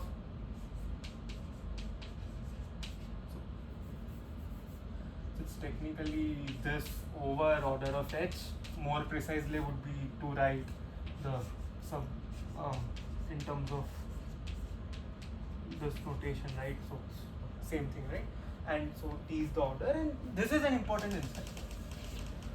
That you have these many ways to extend your character from H to the subgroup generated by G, and this is what will help us to go from a subgroup H to the whole group G, because we started with G being finite abelian. So if G is finite, then it has a finite generating set, in the sense that you consider the subgroup H on which you have a character, pick a G which is not in H, consider a subgroup generated by H comma G, and if this is proper, then pick a G which is not inside the subgroup generated by this but in G, consider the subgroup generated by whole thing, and you can extend your character from H to subgroup generated by H comma G1, subgroup generated by H comma G1 comma G2, subgroup generated by H comma G1 comma G2 comma G3, and this is going to terminate at some point. So we have an idea of how to extend a character from a subgroup to the entire group, and let's just state it clearly. By the way, so after you assign this to be that dth root, then to verify that this is a group homomorphism, this is the usual thing. Take it for h g to the I, take some h dash g to the j, check that it's a group homomorphism, and it turns out to be, it has to. And so we see that for a finite abelian group, you can extend a character from H to G by the argument that I just said. But now I'm going to state a theorem which is going to be in a slightly seems innocent but shows you the power of the third axiom that we stated in the beginning.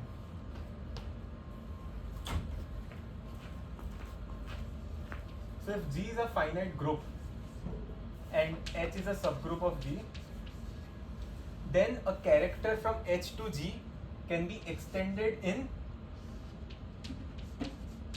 these many ways. Yes? I just want to make sure I understood Yes, the task yes, you do. go So on. you're taking any subgroup and you're extending Yes, the character. take any subgroup. So when we did the quotient, Yes. we took H comma G Mhm. instead of the group G because it's normal, that's why.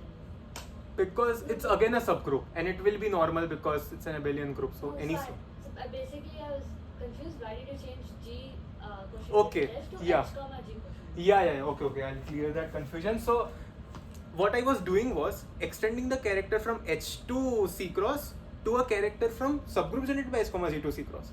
Eventually I want to Go. get a character from G to C cross. Okay, so this is a nice thing.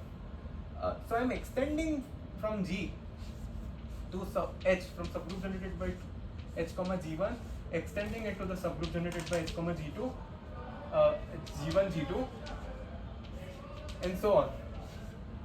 Eventually you are going to get G if G is a finite group, right? Good. And yeah, so G is your group, H is a subgroup. You can extend a character from H to G in these many ways. If you were to see it just using here from the argument what we saw, what are the number of ways to extend the character from H to this? it will be the order of this divided by h to go from here to here, right? This is what we saw that, and then to go from here to here, it will be order of to this. So notice when you will go on, you will get order of g, and then you will get something else here, and then these are finitely many terms, these is going to cancel out, and then you are going to get this. So it's straightforward to see that this is true, but this is not the proof that we are going to talk about for this theorem. What we are going to do is,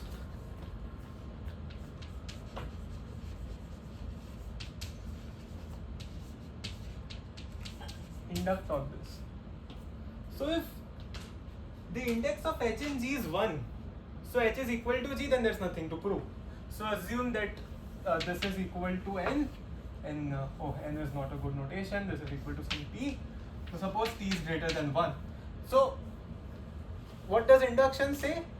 For any other subgroup whose index in g is less than t, you can extend it in this many ways. What do I mean? So you have h, you want to extend it to a character of g.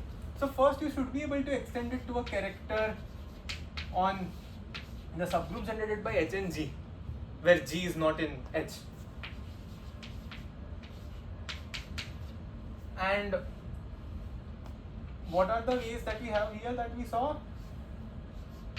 It's going to be this.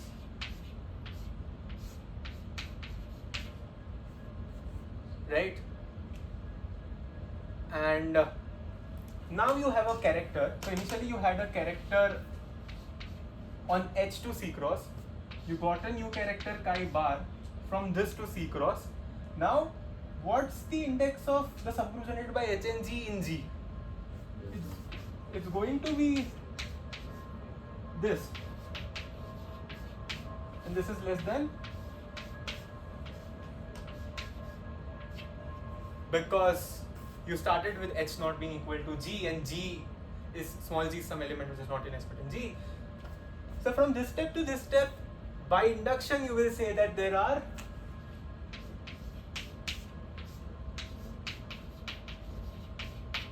these many ways to extend the character from h to g. Any guesses why did I show it in this way? So this looks neater, right? Instead of that whatever finite thing that I was talking about. What's the power of this argument? There you were in some sense choosing your GIs, and then Right. you got to a number. Right. What if I choose some other GIs and I get another Okay, character? but like sure, but the number of ways to extend would still be same. Yeah. Right? So my claim is there's some information that I'm using in the previous argument, and there's some information that's there with me but I'm not using in this argument.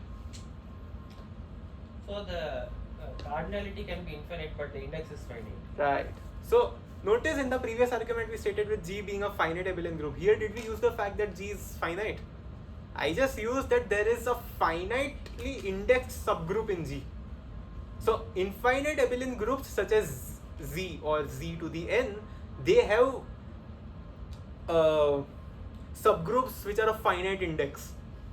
So this proof actually holds in a slightly more generality. Right? We did not use finiteness of G, we just used finiteness of the index of H in G. And so the claim is that, which we won't prove, but this is an interesting thing to look, which I want to at some point in my life, that should be easy. So the claim is that you can even remove the finiteness of this index of H in G by using Zorn's lemma. So using axiom of choice, you can remove this finiteness condition as well, and then you can state your theorem in more generality. So it's nice to see it at some point, right? Okay, good. So we see the power of this argument. It looks neat and it holds in more generality, right? And now, one of the important powers of why are we talking about characters at first place. So notice of how we entered into this thing of characters. We were talking about something about primes, and now we are talking about subgroups and characters, and that's the idea. So if G is not equal to 1 in finite abelian group G, then there exists a character chi inside, okay, so G hat, I mean the group of the set of all homomorphisms from now to G to C cross, such that chi of G is not equal to 1, and the number of characters of G is. So before moving forward, before talking about this, let's talk about this guy. So notice, it's actually much smoother to go after this theorem. So notice the first statement, that if G is not identity, then there will be a character which is going to send G not to 1. Like the trivial character sends everything to 1, and it's an important question, right? That does there exist some character which for some element it does not send to 1? And so why is this important? It's the importance of this gets realized actually much late. But okay, so the claim is, if G is not equal to 1, then consider the subgroup generated by G. It's a cyclic group. Let's say its order is n. Okay, and since it's a cyclic group of order n, and we know there's a cyclic group of order n in S1, which is the nth roots of unity, so there is an isomorphism from the subgroup generated by G to the nth roots of unity.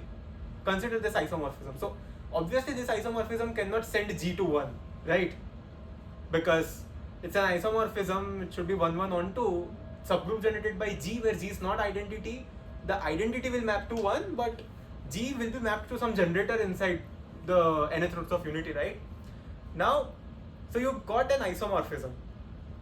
Treat this isomorphism as a character from subgroup generated by G to C cross. If you treat this as a character, now extend this character to entirety of G. Since G is finite, you can extend this character. So this is that character which is not trivial on G. It does not send G to 1. Which proves the first statement. I did not have to write anything. Good. And the number of characters for any finite abelian group is the cardinality of G, which is n, let's say. We proved it for the cyclic case, right? We showed that send the generator to generator, that's going to uniquely determine. How do you show this? Using from what we know. The index. Correct. What did we see? That the identity subgroup gets mapped to identity. What's the index of identity in G? It's the cardinality of G. So you can extend the identity subgroup, the character on an identity, the character on the identity to C cross, which is just sending 1 to 1. You can extend this seemingly innocently looking character into characters of G. So what is it that's happening? Why did we talk about starting with characters on H to extend it to some characters on G, right? We had to know that there is some character on a subgroup which gets mapped. We needed to know some information, but did we really need to know? Because you always have the identity subgroup and it has to map to 1. So it's very trivial, but from this it extends. And so you will have cardinality of G many characters. Is the argument clear? Make sense? And so what's the nice thing here? Any finite abelian group has n many characters if n is the cardinality. What's the set of all characters from G to C cross? Let's call it G hat. So notice the trivial character that we have been talking about actually serves as an identity element inside this object. Notice for any particular character, right? So if chi belongs to G hat and psi belongs to G hat, then define the product of psi and chi as so defining this function on an element of G, just define it to be the pointwise multiplication. So it's pointwise multiplication of characters. What's the identity character? It's the trivial character because it'll get map to 1. So whatever you put in, and notice, do you have an inverse for any particular character? So notice if z is a complex number, then z times z inverse is 1. In that case, z inverse is nothing but the conjugate of z for complex numbers. So chi of g is going to be some complex number. So consider the character chi. What can be an inverse of this particular character? Since characters evaluated at each element of g are complex numbers, you define their inverse to be,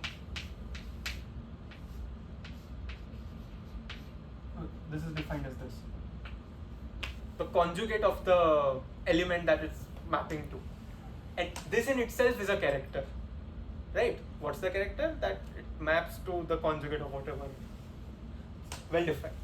And so every character has an identity character. This is closed, this is associative because this maps follows from the associativity of maps, and you have an inverse.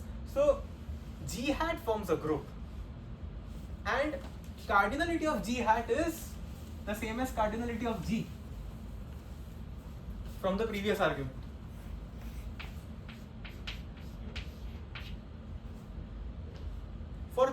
For cyclic groups, what was g hat? So g hat, you choose a character, you just need to evaluate it on the generator of g. If g is cyclic, whatever you will get will be determined by this value here. Now if you pick any other character,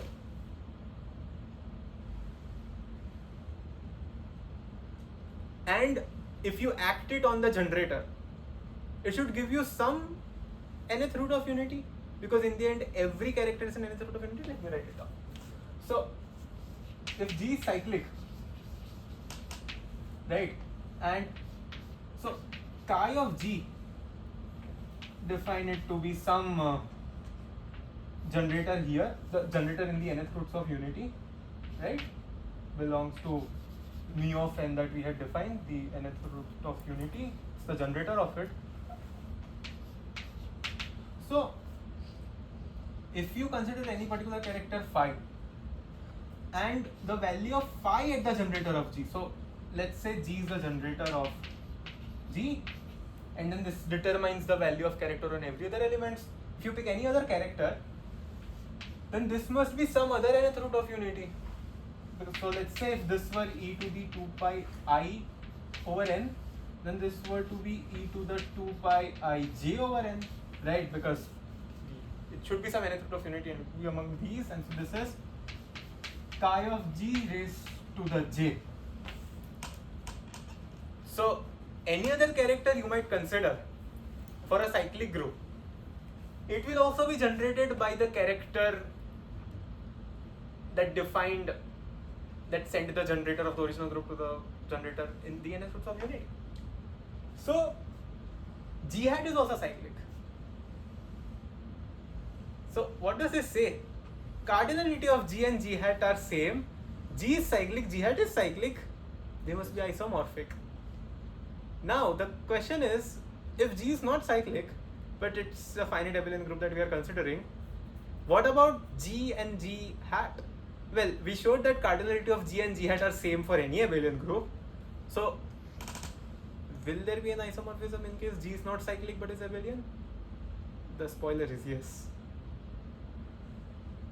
So it will turn out that every abelian group is isomorphic to its group of homomorphisms from that group to C cross. This group is called the dual group. So there is an isomorphism from G to G dual. We will show that.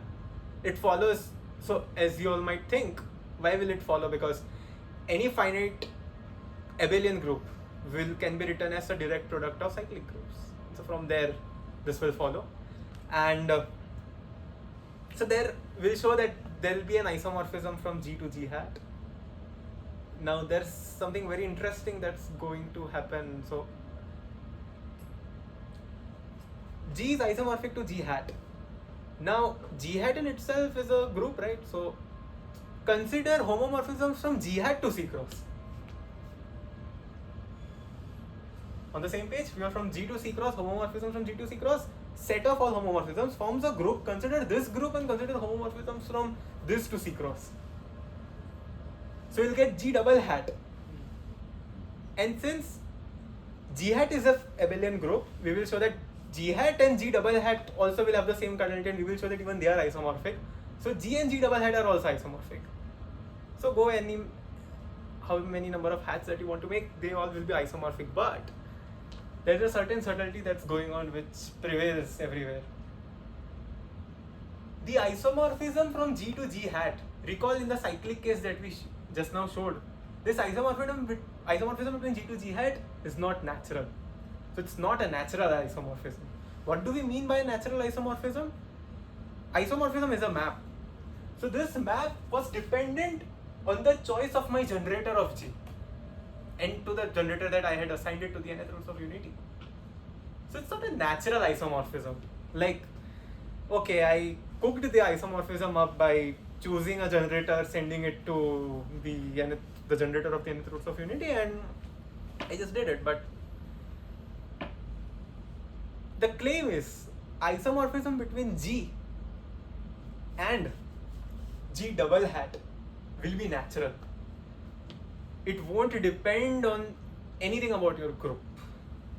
Anything about the group is correct, but it's a natural isomorphism. So the idea of natural isomorphism is made more precise in category theory, and these are, I think so, as far as I have read category theory, one of the important questions was to ask what do we mean by a natural isomorphism. And this is something that people from advanced linear algebra might recall as seeing a vector space and the dual space and the double dual. So even there we had shown this, that there is a natural isomorphism, a canonical isomorphism from G to the from the vector space V to the double dual of V. And this is more clear when you just see for even abelian group. So it will turn out that you can realize every abelian group as a dual group of some abelian group. What will that some abelian group be? It will just be the G hat of it, right? So like what I'm saying is, if G, I'll show that G is isomorphic to G hat, is isomorphic to G double hat, but G isomorphic to G hat is more natural. We'll see what do we mean by that. But this isomorphism is not that natural. So I can, instead of thinking about G, thank you. So I sensed it from people's reaction. So the isomorphism from G to G hat, being natural by whatever that means, enables us to think of G as a dual group of G hat.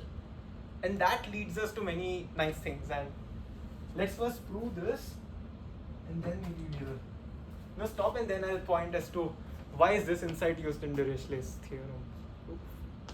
Realizing every abelian group as a dual group of an abelian group is one of the important ways to interpret one of the important identities used in Dirichlet's proof.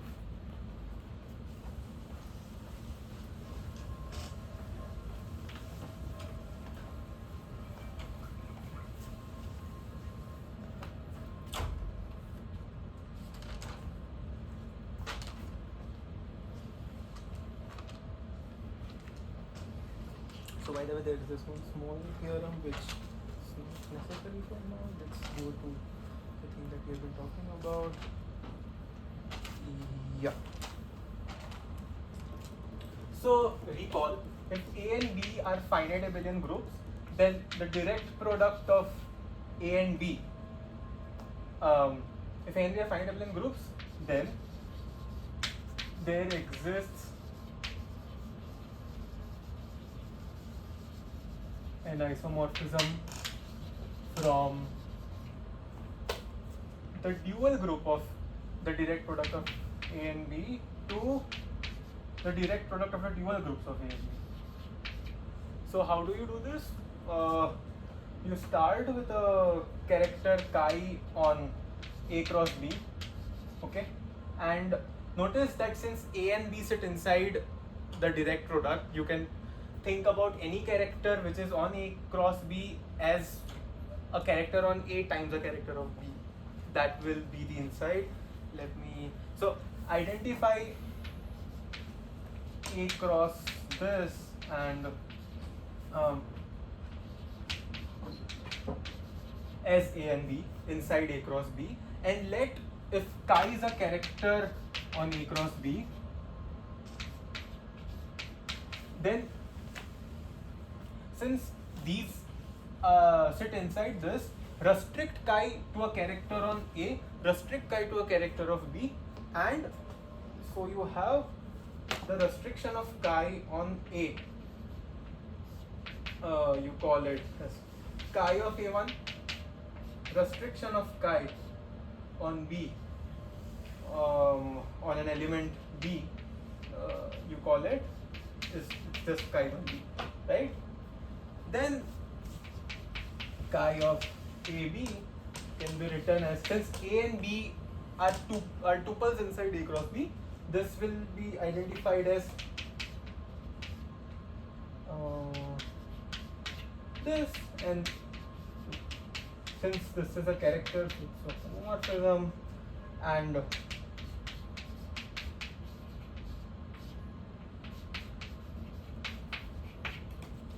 so notice I have a map now. We get a map from A cross B hat to A hat cross B hat, which is send any particular character to the character on A. So like this means that chi on A B, right? It's just chi A, chi B, which means that you are evaluating it on A and B. And you want to show, so this one can prove that this is a group homomorphism, and in fact it will be an isomorphism. So this map is a group homomorphism. Consider the kernel of this map. What's kernel of phi? So you want kernel of phi to have those characters which get mapped to the identity here. But what's the identity in A hat cross B hat? It's just the trivial character of A times the trivial character of B. So it must be a trivial character of A into trivial character of B, and hence it must also be a trivial character of chi, because you're realizing chi is feed to A, chi is feed to B. So chi must also be trivial. So the kernel is trivial, and so there is an injection, right?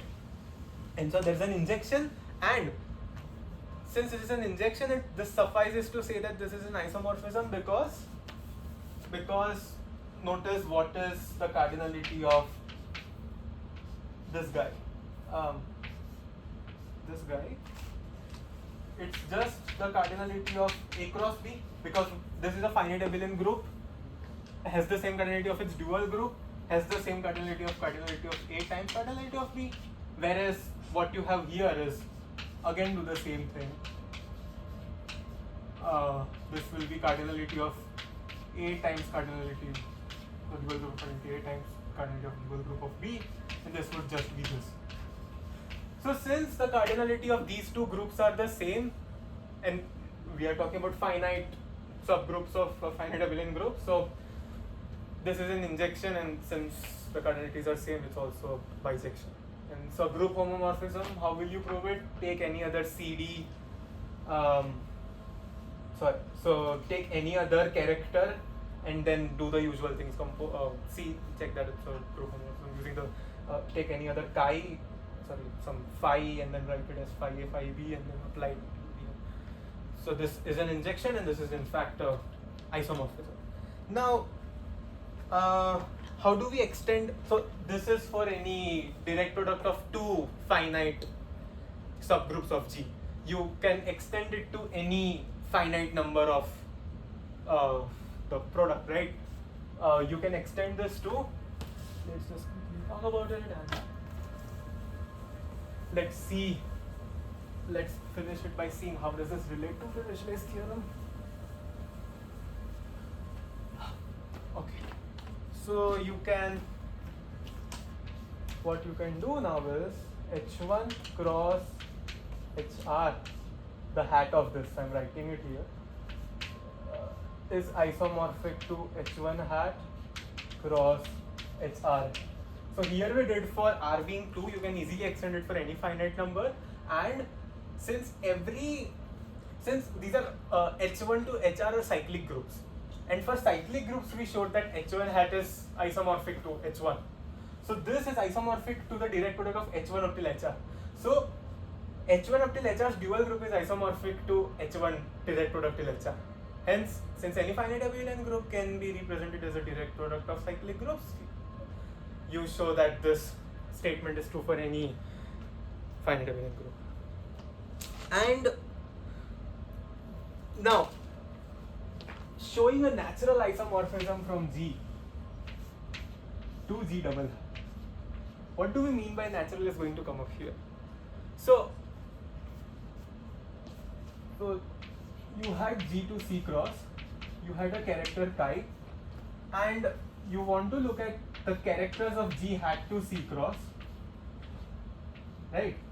So consider what's the most natural character on this that you can think about.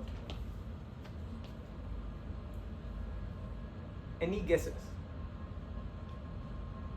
You have G hat, which is the group of all characters of G to C. You have C cross. I want a character from G hat to C cross.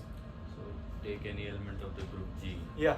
And G of any of The G character. hat should be that element Character applied to G. applied to G. Very good. So this is called evaluate at G. This is called evaluation map. So the claim is that pick any element of G and define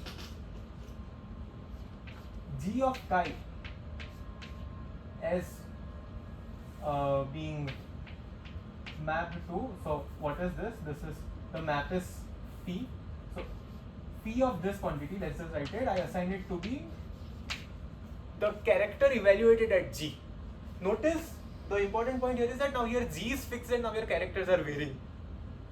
So for a given element G in G, you are evaluating it at each character and assigning it to be the value chi G. Right? So we got a map from G to G double dual.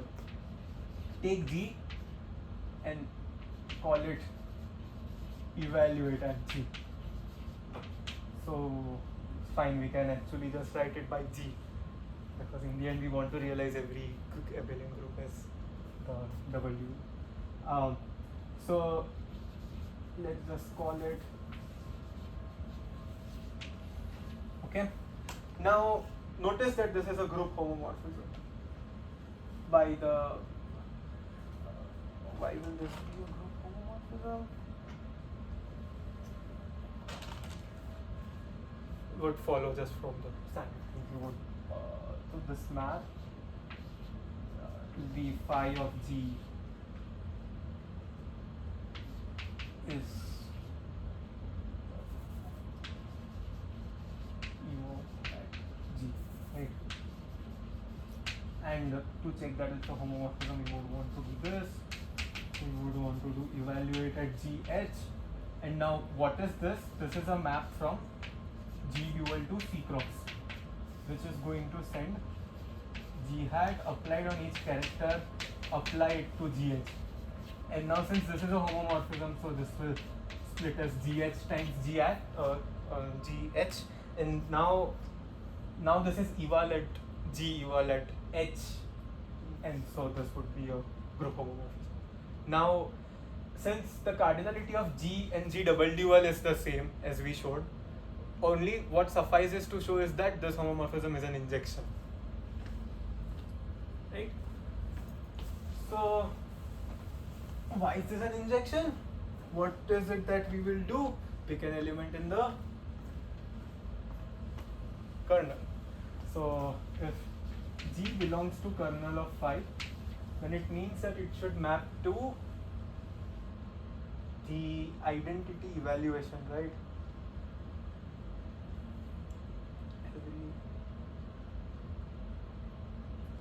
That means that every character On- pick in G hat.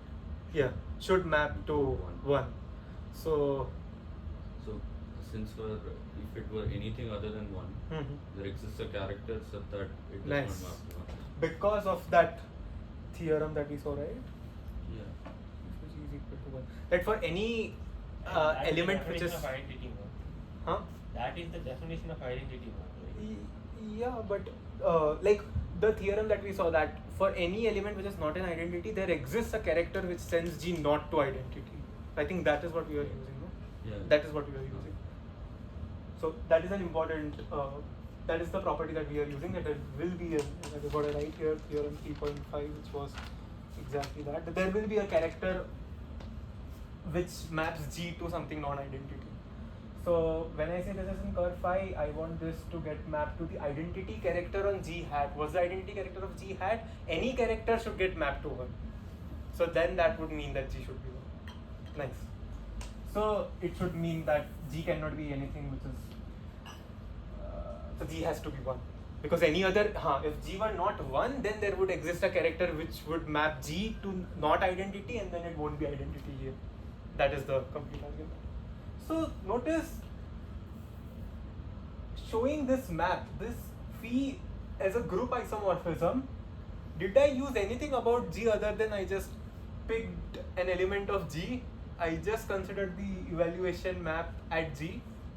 I did not need to use anything about anything else, right? The fact that I use that there will exist a character such that any non-identity element will get mapped to a non-identity element, is that applicable for groups which are abelian but which are not finite? I think that gets extended. I'll check that up. But nevertheless, since here we are dealing with finite groups, so in that case, I did not use anything about a generator of G or anything of that sort. This isomorphism is natural in that sense. So this is an important insight which often helps to realize every finite abelian group as a dual group of G hat, and this is known as, okay, I want to pronounce it right. I had written the pronunciation. It's called Pontryagin duality. Pontryagin duality of realizing every, for us, finite abelian group as the dual group of G hat, and this extends to when we study Fourier analysis on the so-called locally compact groups. So all of that, that we are doing here, you can actually do Fourier analysis on finite abelian groups. You can actually make sense of everything that you do here. I'll share that as well, from which, by the way, everything that we talked about characters of finite abelian group is there in Keith Conrad's note of characters of finite abelian groups, and he talks about this applications of about Fourier analysis on finite abelian groups, and to think about abelian groups in general which are not finite, can we have this sort of Pontryagin duality over there? So there it turns out you need something more about the group, you need to specify something about the topology, that it should be locally compact, whatever those things are. But this is a special case, but this special case is easy accessible and it illustrates a nice amount of information. So realizing this Pontryagin duality for the group of our interest. So recall we were talking about Z mod mz cross. So now we specialize to Z mod mz cross. And this is the last theorem that I'm going to talk about these. About an instance of Pontryagin duality for Z mod mz cross, which is an important identity used in Dirichlet's argument. So, by the way, right now we don't need to specialize. Let's just, or do we? Yeah, we don't need to. So, G is your finite abelian group. Consider sum over all elements in G of a character. So, you are fixing a character and you are summing over all characters in G, summing over all elements in G. If the character is trivial, what should this give you? Cardinality of G. What happens if this is a non-trivial character? Nice. Why? Just multiply with something. Nice. So yeah, that is the trick that's going to work. So if it's a non-trivial character, so there will be at least one G in G which will not get mapped to 1. right? So there exists, am I right? Yeah, so there exists some g naught in G such that chi of g naught is not going to be equal to 1. Okay, so call this some S G in G, chi G. Multiply both sides by, do we need to multiply it straight away? Yeah, multiply it with this guy.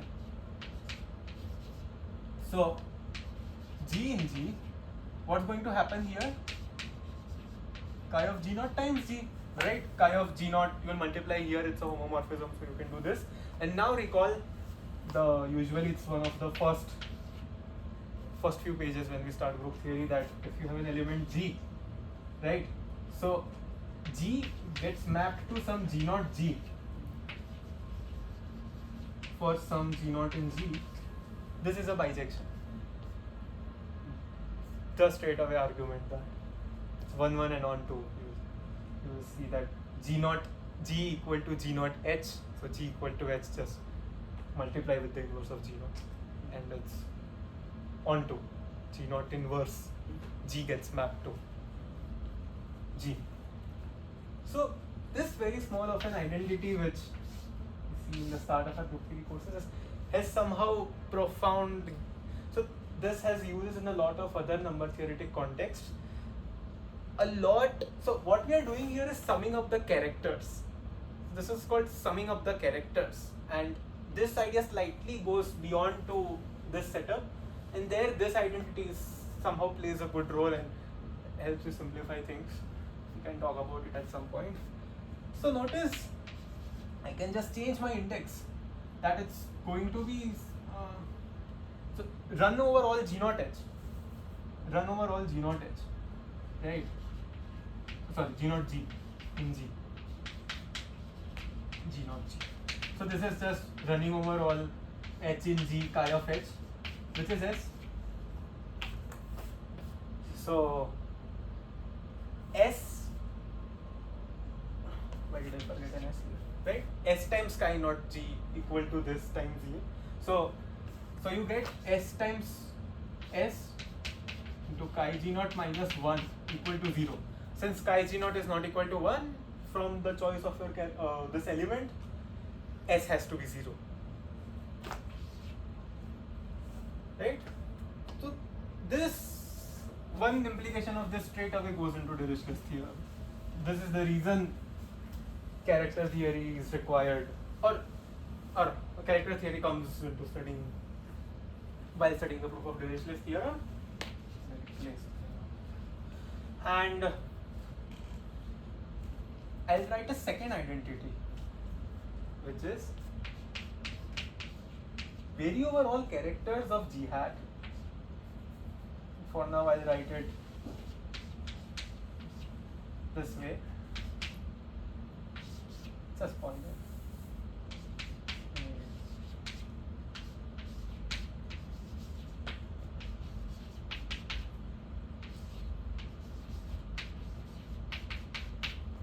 You can actually replicate the same argument you want, but we won't. We will use the fact that you can think of every group G as the dual group of G hat. So this chi that you have here, you are summing over elements of G hat. What if I replace this G with G hat, replace this chi with an element in G double hat? This is the element in G double hat. So notice when I wrote here chi of G, you are varying chi. Here you are varying G and chi is fixed. Here you are varying chi and G is fixed. So this is nothing but the instance of Pontryagin duality. You don't need to write a separate proof for this. Here this gets replaced to the element in your G double hat, which I can realize as G, right? So this is an instance of Pontryagin duality, and let's talk about when you consider G being as Z mod MZ cross. So if you consider G to be Z mod MZ cross, translate the second identity over here. Let's just write it chi of Z, and at the back of our mind be aware that you are varying chi. So what's going to happen here? By the way, I should have. Okay, so notice that here you are varying G, right? I can actually do this argument for. So I can realize chi as some chi1, chi2 inverse for some characters chi1 and chi2 in G hat. And in that case, what will this translate to? This will translate to chi1, chi2 inverse of G, which will be chi1 of G, chi2 inverse of G. Chi2 inverse of G is chi2 bar G, because the inverse is the complex conjugate. So in that case, this will get replaced to, let's just write that version as well. It's G in G, chi1 G, chi2 bar G. What will this be equal to? So this chi you will replace by chi1, chi2 inverse. So when chi1 is equal to chi2, this happens, and when chi1 is not equal to chi2, it goes 0. So you can interpret this in some sense that this is an orthogonality relation for your characters. So it turns out you can view the set of all functions from G to C, not just homomorphisms. Set of all functions from G to C, and it forms a C vector space, I think. And you can then talk about a basis there, and there you can interpret this in terms of some orthogonality relations. And what will you do here? Write G as some G1, G2 inverse, right? So you are varying G. Why did I? No, you are varying chi in G hat, and chi of G1, G2 inverse is going to be. So it's going to be, you are fixing a G, and so this is some chi1 G and chi2 inverse of G, right? Where the G should vary, no? G should vary, no? Because chi of G1. chi of G1 and chi of G2 inverse. And what will this amount to? Replace G by G1, G2 inverse. So when G1 is equal to G2, this is what happens. And when G1 is not equal to G2, this would go to 0. Let me just check if I wrote it correctly. Yes, I'm fine. So these can be interpreted in some sense as orthogonality relations. That was later. And so what are your orthogonality relations? Interpret the second equation for G being Z mod mz cross. In that case, cardinality of G is going to be phi of m. So you will get phi of m here. Let's just normalize it here. So you will get a 1 here, right? So 1 over phi of m, and run over all the characters in G hat. Yeah, run over all characters mod m. And what you want to do is, so I want to interpret the second thing. So I would want to choose some G1, G2. Choose G1 to be some A belonging to Z mod mz cross. What should be your choice for G2? Huh? If you want it. What do I want it to be? You don't choose itself, then Okay, think about number theory. So what are we talking about? Like in residue class A mod m, what other elements inside the class A mod m that I'm looking at? I want to extract the information from the primes.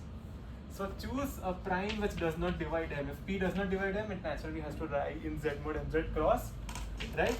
This implies P lies in Z mod mz cross, and so we'll have chi of A times chi bar of P will be equal to 1 if P is congruent to A mod m, and 0 if P is not congruent. This is the identity that is used in Dirichlet's proof in a crucial step to sort through the characters which are going to give you which elements are going, which primes that which are congruent to A model. So you start with P prime, and then you want to use this identity. And this is the identity that's used. At some point, if people are interested, we will complete the second part of the proof, which will require using this identity, going back to the setup of complex numbers that we were talking about. By the way, so we talked about these characters. So recall we wanted a suitable choice of A sub n, a sequence of complex numbers that you want to attach to summation n going from 1 to infinity. What will my choice be? So for Z mod mz cross, there are phi of m many characters as well. We showed that cardinality of the dual group of Z mod mz cross will also be phi of m. And so there are these finitely many characters, and this character is defined on Z mod mz cross to C cross. How do I extend this character to Z mod mz? Assign it 0 for any element which is not coprime with m, extend it to Z by periodically extending it. So these are those suitable choices, and these are complex numbers. These are taking values on S1. So these are complex numbers. Attach these to summation 1 over n to the s, replace 1 with A sub n. And so what we did here was preserving that information, transferring it to that A sub n. Now you interpret the summation n going from 1 to infinity A sub n to the s as functions of s, complex analytic functions of s. And there you want to work out something, and you want to extract the information that you want, right? So how long did we go? 8:37. Nice. So what we did up till now, what we did today was setting up the problem in terms of Dirichlet density, realizing in some sense why complex numbers might be useful to extract that information, and carefully studying that transfer which preserves that arithmetic structure. And we got to know some nice things about this while studying about these transfer, realizing every abelian group as a dual group, and it's nice in itself. And now you can go back to the setup and try to attack the problem. We can discuss that at some point if people are interested some other time. Thank you. Any questions?